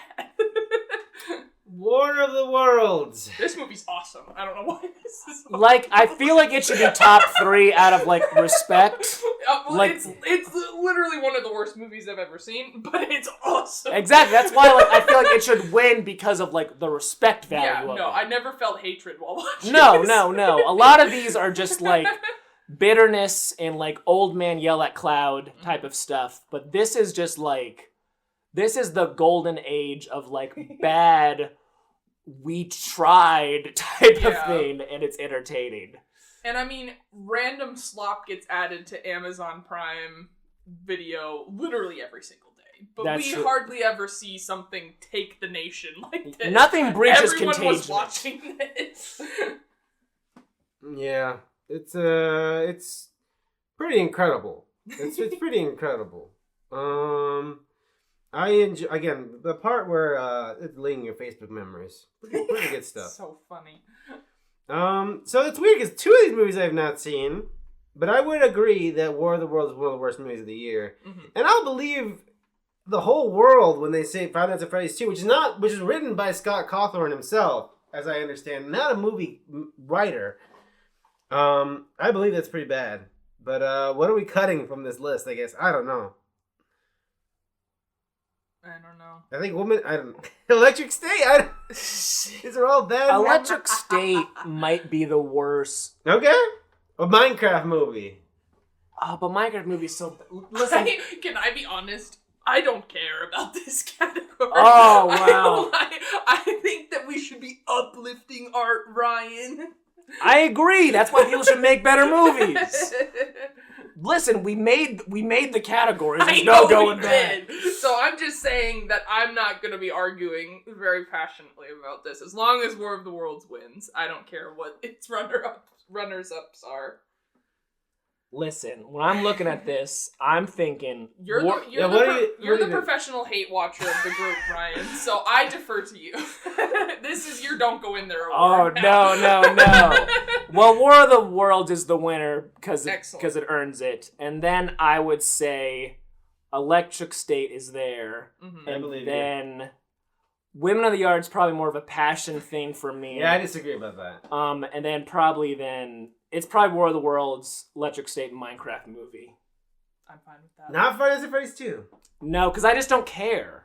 Okay. Like, it's terrible, but, like, it's just so boring. Like, It's not, like, it doesn't assault your... Like, it's just more baffling that, like, this is what we're still doing this? Okay. Whatever. We're gonna keep doing this. Yeah, I know. But why? Because, Freddys Fazbear is funny. He is a funny guy. Funny there. All right, I'll rock with that then. I'm fine with that. So I'll delete the Strangers. You made it out, Rennie Harlan. Good job. It has one good scene, and I'm willing to believe that Minecraft movie and Electric State both have 0 good scenes. Okie dokie. Congratulations to Ice Cube and Amazon Prime and fucking the guy from Agents of S.H.I.E.L.D. Clark. He is in Greg Clark. Clark. Isn't the guy from freaking Evelyn Glory. Congrats as well. Well, I was gonna say the guy from Diary of a Wimpy Kid. I have. Oh yes, he's the Amazon guy. Yes, that is true. Mm-hmm. Oh, okay. All right, best surprise. This is a movie this is all expectations. Our expectations were here, and then they surpassed them. They were like, "You made a pretty good movie." If this was 2026, maybe Primate would be on this list. I'm sure the people who made Primate were surprised probably when they watched it. Anyways, best surprise. The nominees are Final Destination: Bloodlines, Thunderbolts, K-Pop Demon Hunters, The Long Walk, Predator: Badlands, Bone Lake, and Eddington. The Long Walk is on this list. I was the most, like, joking on this podcast. I'd be like, The Long Walk, Stephen King's walking, I'm walking here. And what happened? Blah, blah, blah. And this is one of my favorite movies of the year. I fucking love this movie so much. Such great performances. David Johnson, holy fucking shit. Philip Seymour Hoffman's son, pretty good also. Better than that pizza movie. He's also in the Saturday Night Live movie, right? He's Lauren. He's Lauren Michaels. I don't think he's Lauren, because he's someone. He's not Lauren, because Lauren is Fableman's kid. Oh, yeah. Okay. So that's gonna be on this list. K-Pop Demon Hunters was surprising, but I don't care about it. Do you care about it, Ryan? It's fine. The songs are good. The story is so, like, fine. I'm glad that, it's breaking that, like, K-pop, barrier where, more what than... What barrier? People like K-pop. I know. Well, like... Most popular thing in the world. What are you talking about? Well, like, for normies. Like, I have an office job with normal office people, and people are like, this K-pop's kind of good. Yeah, and I guess it's like, that that's makes nice. sense. Sure. There's a world where people aren't on Twitter and haven't experienced Yes, the people who are fans. not... they're just not Totally on the internet online at people, all. yes. Okay, fair enough. But I also don't feel that strong about the movie, is my thing. No, me neither. So I'm gonna cut it. And Carrie, you don't give a fuck, right? I get the surprise. Like, when I first saw that on Netflix, like, it seemed like such a generic, like, Netflix animated movie. Oh, K-Pop Demon Hunters. Okay. Adjective. And then 1 week later, it's just, like, the biggest movie of the year. Right. Like, what? I mean, it's definitely not the worst thing kids can be. But for this group here and the movies we care about, it did not resonate, unfortunately. Nah. Predator: Badlands. It's I knew the guy making the movie who made Prey and who made 10 Cloverfield Lane was gonna be good. I didn't think it was gonna be this fun, and also at a brisk 90 minutes. This is a solid movie. So, I don't know. Bone Lake. Again, this is a movie called Bone Lake that no one fucking here heard about. We went in by name alone. Yeah, that's why I added it to the list, because I was like, thank you, Carrie. Oh my god. Like, let's go to Bone Lake, sure. But then it was just very fun, and I enjoyed it quite a lot. Carrie, where are you on Eddington I put this on Best Surprise because when I watched it, I was like, God. Have you seen this 3 times now? 3 or 4, yeah. Right, you weren't I was like, when I watched it the first time, I was like, that made me hate being alive. I don't think I liked that. What the? And then I watched it again when I watched it with Ryan, and I was like, I don't know. And then I watched it. 9 hours later. And then the world got progressively worse. I got progressively more like, God, yeah, I don't fucking care about anything. And then I watched it again, and I was like, this might be some things in the world happened, and I was like, I think Eddington was cooking, actually. Okay. And then I watched it again, and I was like, haven't seen it. Yep, it rules. And then I watched it a 4th time, and I was like, yep. So, 12 hours later. Best surprise in the way that after 4 watches, I was like, nah, this movie rules. And it jumped from, like, on my list, it jumped from, like, the 50s to, like, 19. Oh, okay. Because, like, for me, it's like, this reigns true for a lot of stuff, and I hate that. Like, No, yeah, I don't want to think about this stuff. I think it's just my journey, my mental health journey last year. At the beginning of the year, I was very Woman in the Yard made me sad, and then at the end of the year, I was very Eddington is hilarious. Oh, it's funny. So I got Joker-fied last year. I guess so. Okay. Well, that's cool. I'm gonna cut Predator Badlands because I'm shocked how much I liked it. Mm-hmm. And the fact that they made a movie about the Predator being the main character that works very well. But I knew it was gonna be good of quality to some level. Right. Oh, we didn't bring out Thunderbolts yet. I was gonna say, which one's that? Thunderbolts is Marvel's Thunderbolts. Asterisk. Oh, Asterix, the new Avengers. Avengers. Yeah, yes, they had Black Widow, 3 different Captain Americas. Mm-hmm. And one of them was the Night Swim guy. Ghost from Ant-Man and the Wasp, who you didn't remember was in that movie, even though you defend Ant-Man and the Wasp. That's a good movie. Evangeline Lilly, not a very normal and cool person. But very surprising in terms of a good normal movie. A good normal movie where characters actually feel like they're having an arc and are doing something. Things are not connected to something else or 20 movies. And even if they are, enough is established in the movie where it's fine. Yeah. So the expectations for this were fucking. It's felt very desperate Marvel times. Yeah. And I think they have a good movie.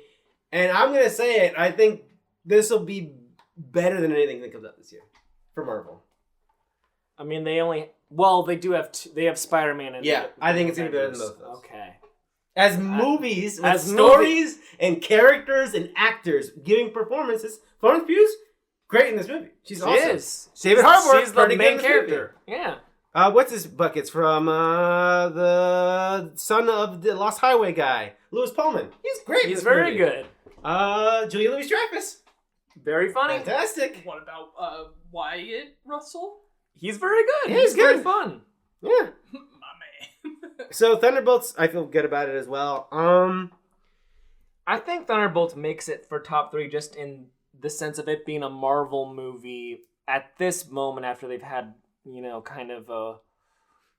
And, their issues aren't even just that their movies are made. It's just, also the shows are just kind of okay, an Ironheart show? Guys, come on. What are you doing? It is very slop-like. It just feels like they're just... They put out too much stuff, and now they're trying to fix that with maybe splitting Secret Wars into 2 movies as well as... Yeah, this year's the big hitters, right? It's Spider-Man and it's the Avengers. Let's just only make those. And if this doesn't work out, it might be over. It's over, yeah. I don't want to say I'm preying on their downfall, but... And Final Destination Bloodlines, I think we weren't sure. It's surprising because I thought it was about time that they made a new Final Destination. But the thing was, like, is this a cash-in, or is this a movie by people who know what the fuck they're doing? We weren't necessarily we were not sure. A Saw X level. I was just thinking that. It's like, this is one of these that isn't just it isn't just good for fans of the thing. You can just be like, this is just also a good movie, just because, like, it... This is such a crowd pleaser of a movie, man. This is just feel good. Like, this is... if you ever watch one, everybody liked that. It's it's like nostalgic. I feel like some people probably brought this movie made so much fucking money. I think it's because again, it's just a crowd. It's like you saw a Final Destination movie a long time ago. This is one of those. It's it's a good time. Yeah, very good. So I would personally, I can delete Eddington from this because I just wanted to bring up my own personal journey with Eddington. I don't. That's a.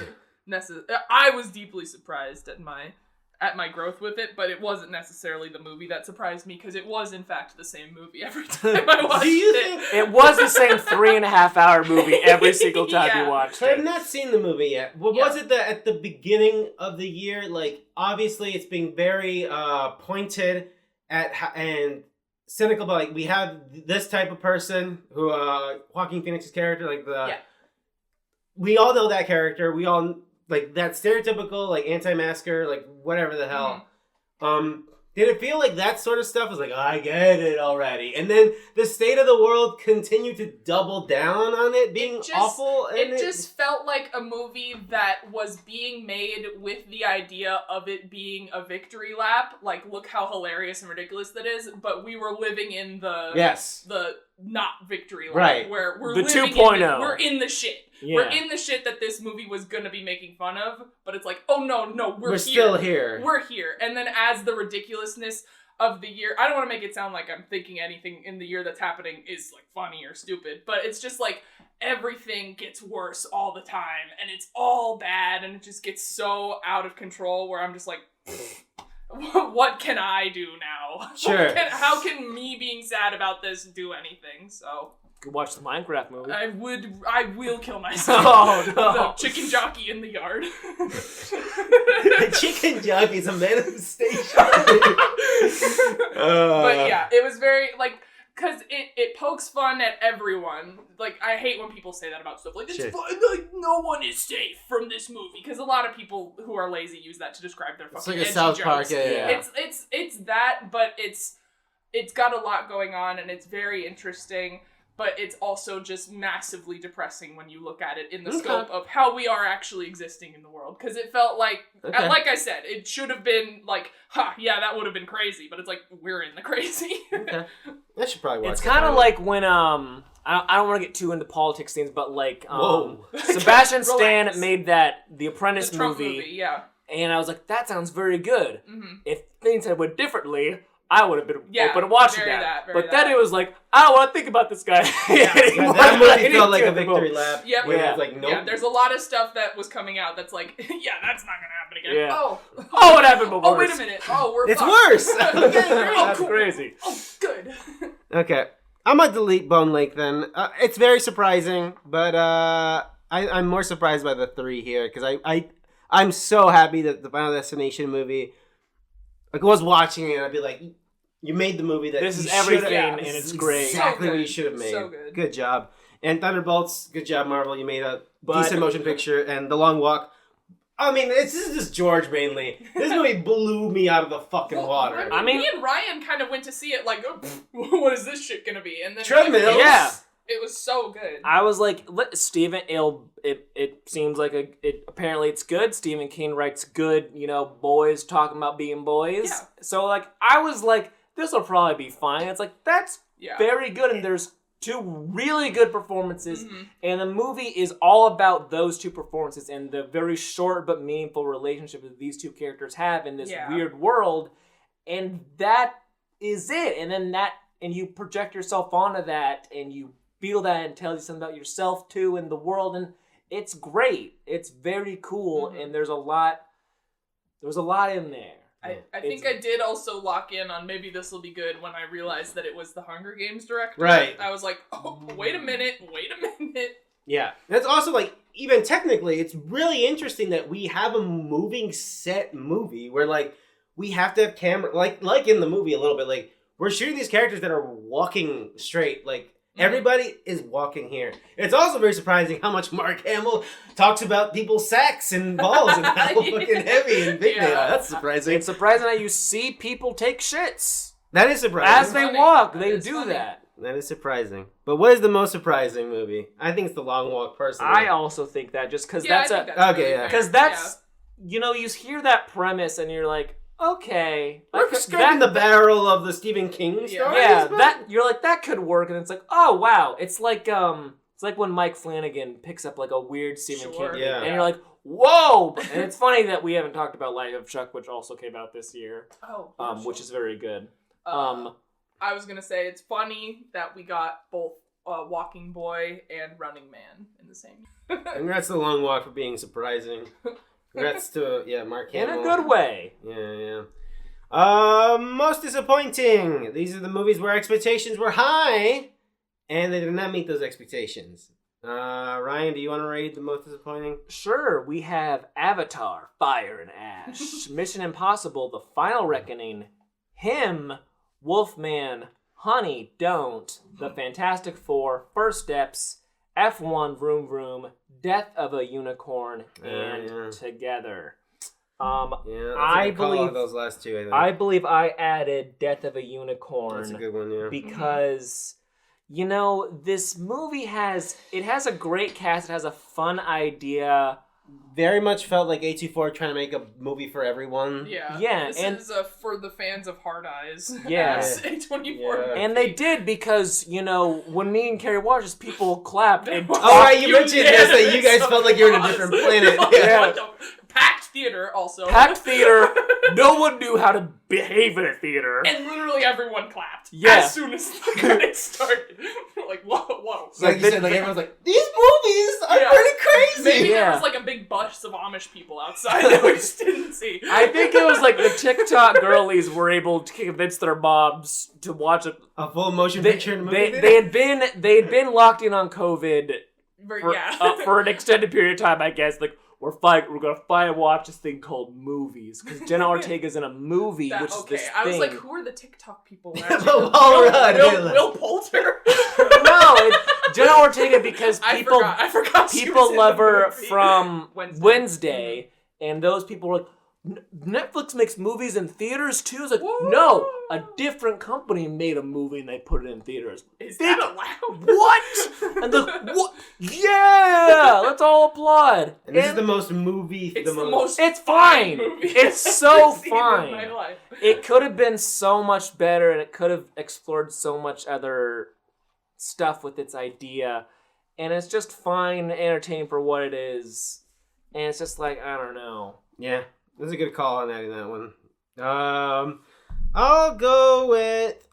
Let's talk about Honey, Don't, Ryan. This movie... This is one of my least favorite movies of the year. I did not watch this one. Can you remind me what the premise is? Margaret Qualley is a lesbian cop. Oh, this lesbian one. private detective. I was thinking of that Oh Hi movie. Oh Hi, yeah. Oh no, that was good. That was a fine movie. That was There's just fine. a lot of like, hey, what's up? Whoa, how's it going? I didn't remember. What's up? Okay, starring Aaron Eckhart. Okay, now I know exactly what we're talking about. Okay. So yes, this movie, it just does not work at all, and the charisma of these actors is not doing anything. Margaret Qualley and Aubrey Plaza are not doing anything for this movie. No.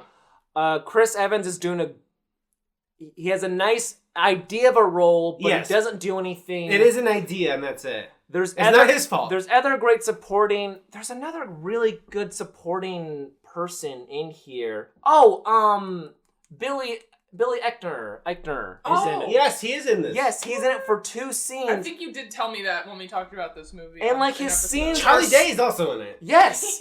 He's like, how do you not?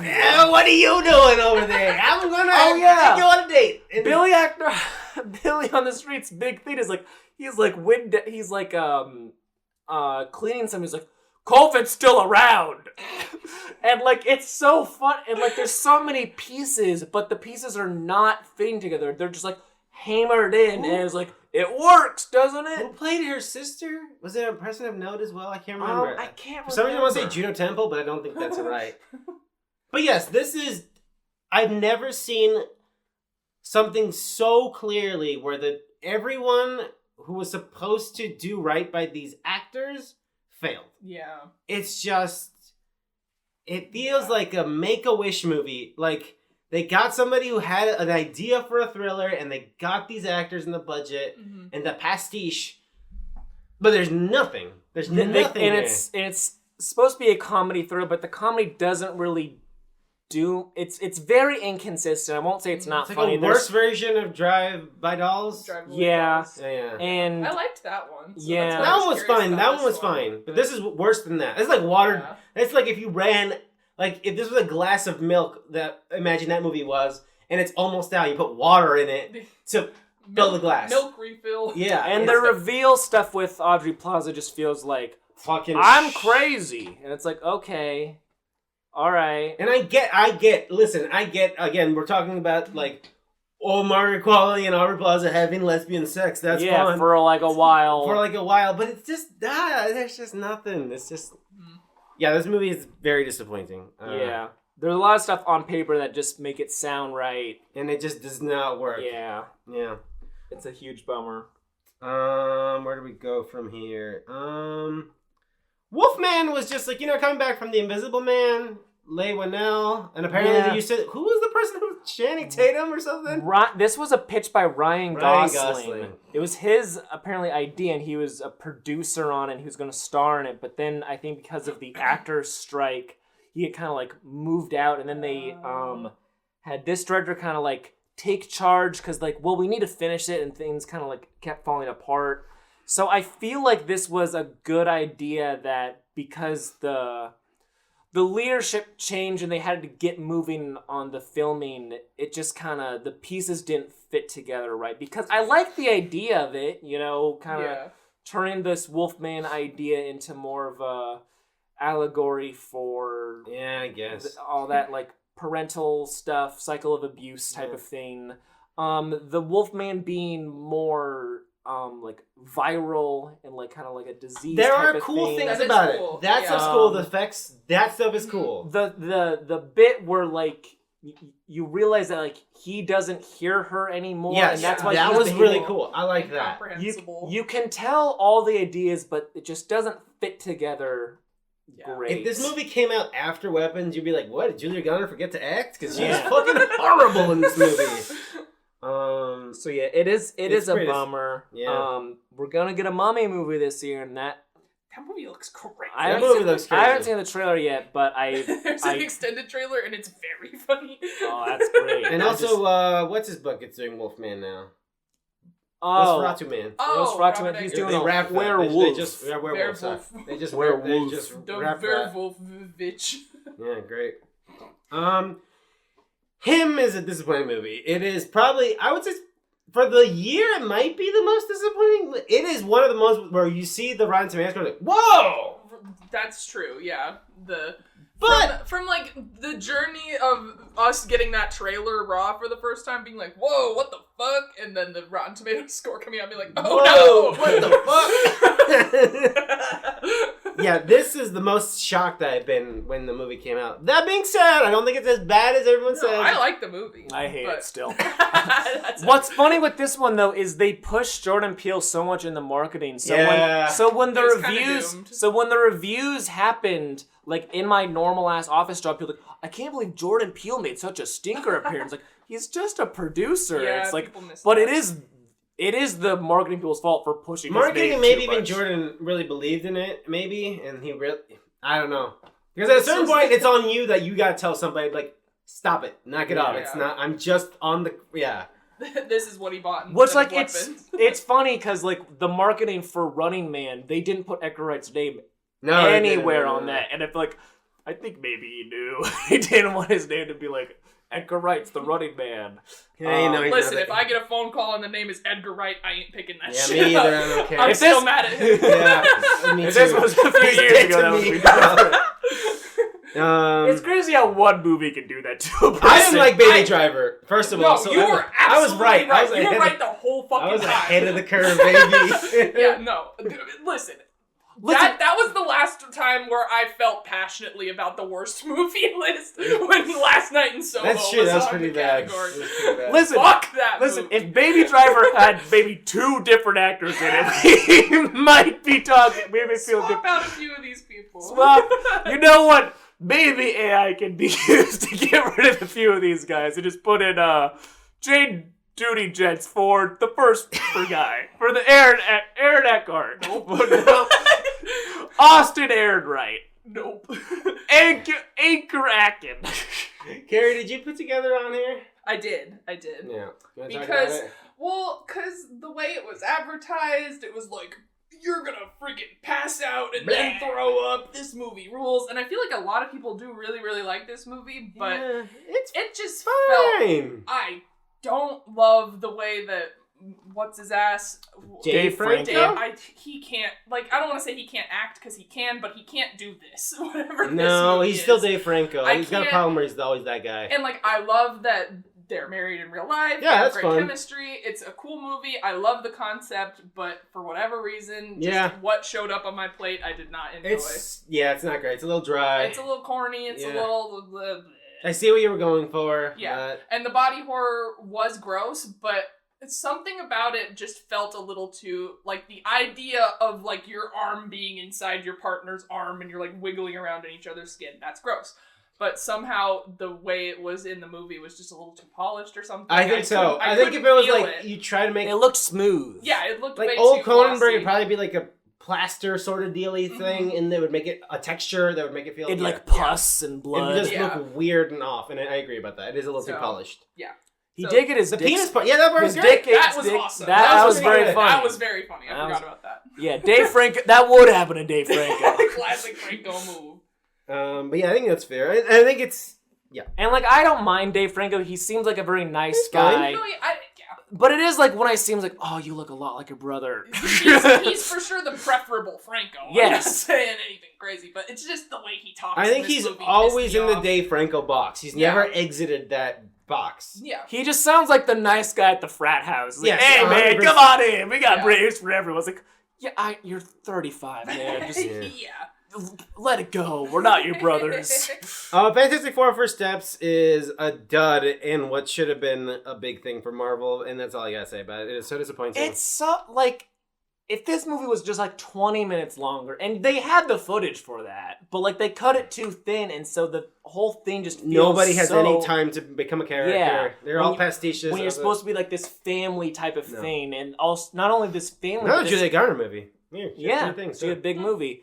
But not only just a Fantastic Four movie, but a Fantastic Four movie that's set in a big established stylized world. They don't really do anything with it. Also, it all feels like pastiche. It's all set dressing. Yeah. It doesn't feel like a Silver Age comic book at all. I don't think. And it's also just I feel for what they're gonna do with these characters in Doomsday is just they took a spaceship to the MCU planet, so all that stylistic world, they're just now on Earth. Now, don't worry about it. Ralph Edison's the guy. That's pretty cool. He is. He's the big guy. He's the big man. He's the big man, and his voice is very good for that. Yeah. But yeah, that's all about that one. It's a bummer. F1. Vroom vroom. Yeah. You saw it. I wish this was closer. This is the dad genes are really starting to matriculate in. Sure, I guess. Car. I wish this was it's the director of Top Gun Maverick, but it doesn't have the... Narratively, this thing's weak. And not to say that Top Gun Maverick was... It doesn't have a moment... The action on screen does not transcend. It's just pretty good. And when you're watching it on an IMAX screen, it's really big and loud. And that's about it. And big, large car. That's fun. And I wish it was more than that. I wish it was Top Gun Maverick. It's not Top Gun Maverick. It's very pretty. It's very loud. That's fine. It's kind of disappointing. Do you think this movie would have benefited from a D-box screening? No, or would it get so. too what if you were in a race car bed and you were watching this movie? Okay, we gotta go through this.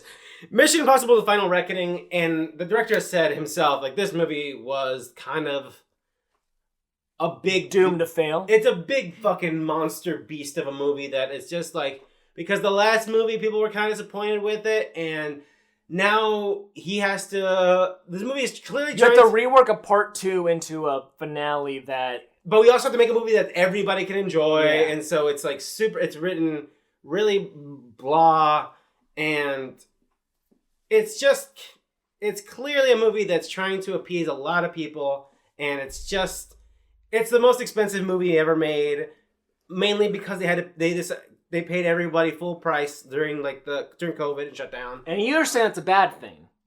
No, it's not. Oh, okay. No, I'm saying like that. You can feel the weight of like this. We've been making this movie for so long. I don't even fucking know what we're doing anymore, man.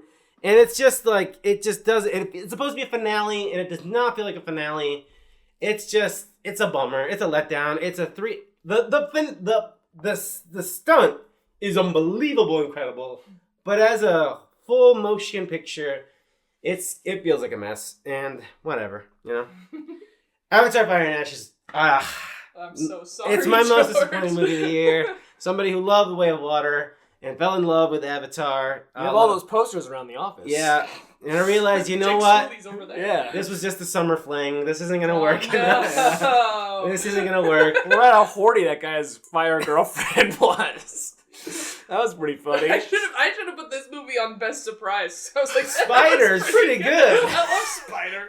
No, because like every time I talk about this movie, I talk about all of the stuff with the Colonel and the Fire Lady, and I genuinely love all of that stuff. It's all so funny, but the problem is that it's encased in all of this shit that I don't care about at all. So yeah, I was really disappointed. Same final act as the last movie. It's insane, actually. I was thinking the other day, because James Cameron is always like, I don't know how to even make the fourth and the fifth one because they're so expensive. And I was like, what if he filmed them like a 3-camera sitcom? Would that work? Could that work? I think it could work. That'd be pretty funny. So anyways. He does it with like paper puppets. Honey, I'm home. And then the crowd's like, Jake Sully, yeah. So I'm going to delete F1 because my expectations weren't that high. I was really excited for it, but... Yeah. And I still like the movie, ultimately. As a spectacle thing, I still had fun, but it's... Wolfman, I mean, my expectations were high with Invisible Man. Yeah, and I feel like that... Wasn't there like a teaser that looked really good? Yeah, the first trailer looked very good. Yeah, that was disappointing. I don't know. Together, I wish, again, Neon's good at marketing, but they need to know that they don't have to... They market every movie like it's the greatest movie of all time, and their marketing team is very good at making trailers, very good at making posters, great at graphic design, but sometimes it feels like you sold me a bad bill of goods. Yeah. You don't have to cook... I get, as a marketer, it is your job, but you gotta be a little bit honest. I don't know, I don't know. Together's... It's not gonna be a top 3. Yeah, but it's that just made me think of another movie that I should have put on this list, which was Shelby Oaks. That's another Neon thing of them being good at marketing trailers. Because like the premise, great posters. The premise sounded so cool, and him like having the footage uploaded on his YouTube channel like years ago. That's cool. And the way it was marketed, and I love the idea of this movie of Shelby Oaks, but the movie itself is it's fun. Like the front half is really cool. Mike Flanagan producing it, which is a big huh. And then the ending is just so like yeah. So yeah, I was disappointed by that one. Not enough to like write it down on the list, but but it's been on the record. Yeah, you've been stuckmanized. I have. And I don't like it. I care so little about Fantastic Four. I don't even want to give it. I was top thinking 3. that too. Like, it's so like you fucked up. Good job. Goddamn. I actually kind of like. So. I hate him. I did like him. I hate him so much. I was so. Were you disappointed? No, I just hated it. Okay, cool. So then it's on the list. So it's on the list. Yeah. That's a person. It's more, that movie was just like, to me, it felt like it was building up to like a big moment, and then the ending just completely flat fell on for me. And then I remember reading that they filmed like 3 different endings. It's like I could tell that you guys just kind of wanted it's such a design by committee movie. Yeah, like, it's such it just failing that ending just kind of ruins the whole thing. I don't think failing an ending is detrimental for every movie, but for a horror movie, especially an elevated one with ideas like this, is just like you're really riding on that conclusion, and if you fuck that up, then the whole thing falls for me. It's also about football. Football's you boring. Like, I mean, football sucks ass. Football is boring. Sorry, I got lost in it. I thought we were talking about Fantastic Four for excuse. Oh no, that's fine. There was that part football. Where it was so confusing. Like, wait, what? Galactus was like, "Go long, Johnny Storm." I was like confused. I was like, what? They would be very cheap at football because his arms can get very long and he would just catch it. So, anyways, Fantastic Four. I think the early 2000s was still the best Fantastic Four movie. I don't know. That movie's weird. It feels too. I kind of love it. I love it. It's she gets naked like 40 times. 2 times. I have them both bookmarked. Anyways. I have both clips saved on my desk. Those weird 3D effects look fucking bizarre. They're going to show up on that flash drive. Exactly. Anyways. We have Avatar, Fire and Ash, Mission Impossible, the final Mission Impossible, apparently. Wolfman, Honey Don't, Death of a Unicorn. Of the Georges, I'm gonna delete Mission Impossible: The Final Reckoning. Okay, I was gonna say. Yeah. Because I haven't seen either of those. I had a feeling it was gonna be kind of we're not gonna walk out of here happy. Avatar, That's on this list. Okay. That's on this list. I list. Want to say, that is the most disappointed movie I've been. And yeah, I was very disappointed. You were. I wanted to believe. That was a long drive home, and you apologized a lot, and you did not need to, so you know. Listen, the fucking part where he's like, oh, so we're having meetings without me, I guess, while he's dressed up like his new baddie girlfriend, that's gonna go on my standout moment. Have a burger. Another entry on I brought you a burger. I don't want a burger. Anything to do with Spider or the Colonel and the fire girlfriend, incredible. Give me a 45-minute cut of this movie of just that stuff. Anyways, so what do we cut? I don't know. Maybe Death of a Unicorn. I think so. Yeah. Because, it's fine. It's disappointing. It's not a bad movie. It was just we were like, alright. And the trailers were like, this could go either way. Yeah, the trailer did start to also get annoying. Yeah, because they kept playing I am tired of Will Poulter being like, I feel like I shouldn't be wearing swim trunks for this. It's that guy from Saltburn, that old man. I don't know his name. Richard E. Grant. Thank you. Yeah. So, our winners are Avatar, Fire and Ash, Wolfman, and Honey Don't. But what is the overall winner? What are we? I know what George's is. I think in my heart it's Avatar, Fire and Ash. I think that's fair because you had the passion most, of my disappointment. the most high and the most low. And I didn't have high expectations. I have that fucking novelty cup, and every time I look at it, I feel disappointed. And I don't. This is a lie. Why do I own this? On the way there, you felt like you saw. Yeah, I was already feeling like it's like you're going into the day. It's like I don't know why this is not gonna go well, but we'll see. We'll see. Okay, you know, it was a good conversation we had back and forth texting, and we'll see. It was a fun night. I bought the Silent Night Deadly Night popcorn tin. You did buy that. I was excited. I didn't realize that I would be given popcorn with that. I wasn't expecting that. They handed me a bag of popcorn. I was like, oh yeah, I guess you would hand me a bag of popcorn. It was a fun night with friends. It was very fun. It was definitely a thing. Yes. We don't go to that theater a lot, so it's always fun when we do. That's true. And the 3D and the was disappointing.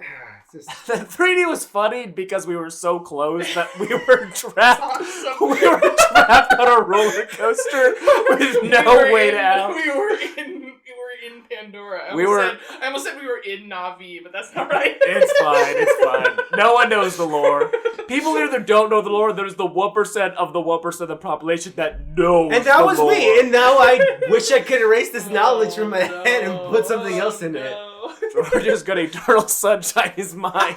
Me and James Cameron giving up on this friendship. Like, I don't care. Well, great. That's that. And with that crippling disappointment of Avatar, Fire and Ash, I think that's gonna wrap up day one of these very great awards. Sorry, Jimmy Cans, not my cup of tea. It's very funny how much I reference Spike Lee saying "not my cup of tea" to Green Book. Great clip. Evergreen. And it's also a movie I've never seen, and every time I think about it, I'm like, that's a movie. Which movie? His Green Book. Green Book. No one cares about that movie. He said that in reference to it winning. Yeah. Because the interviewer is like, is there something about Green Book that offends you? And he's like, offends me. Are you British? Are you British? I'll give you a British answer. Not my cup of tea. And then he runs away from the camera. He's Great such clip. a jokester. We love that guy. He's a nice guy. Spike Lee, everyone. Anyways, Ryan Lance. Yes. Folks wanted to find your opinions about motion pictures. Where could they go? Letterboxd.com/filmpiece. That is where I go to talk about films. I don't have a current such as Midnight Mass. I did rewatch Midnight Mass. Nice. A film. I watched Stephen King's Storm of the Century recently. Ooh, I haven't seen that one. Because it was 3 hours, and then it is clearly very inspired, a big inspiration for Midnight Mass. So I was like, I should watch Midnight Mass again. And then I watched Midnight Mass again, and that show is a masterpiece. Yeah, it is Midnight Masterpiece. It is a midnight masterpiece. It is so good. Yeah, it's definitely in that zone where it's been a long. I saw Hill House crazy. last year. It's crazy that Netflix let that happen. A show that's just monologues about God and sadness and death. And my God, it's beautiful. What did you think it was going to be again? I thought it was aliens. I was so convinced it was an alien. There was like shit on the beach and it was all dead. I was like, that's totally alien. Aliens could do that, but I feel like anytime Nosferatu like, vampires, yeah, baby. Anytime there's like a wash of things that show up dead, I'm like, an alien did this. We don't know where vampires came from. That's true. Carrie, if folks wanted to find your opinions of movies, there was a movie actually. I was in Las Vegas and somebody recommended me a movie, and then I was like, I already saw it, and that was Vegas in Space. Somebody told me about Vegas in Space. Very good. You should watch that movie. Anyways, Carrie, where can people find your good opinions, such as your review about Vegas in Space? You can find me on Letterboxd just by searching my first name, Carrie, Karrie. I be watching all that weird shit. This says 1,000 reviews on here, yes. Yeah, so, I'm always in there at the ground floor. And you can find me at J. Cruz Alvarez 26, where I don't know what I'm going to be watching soon. But yeah, you can find me there. All right. Until part 2, thank you so much for joining us for this wonderful night of cinema. Until next time, bye-bye.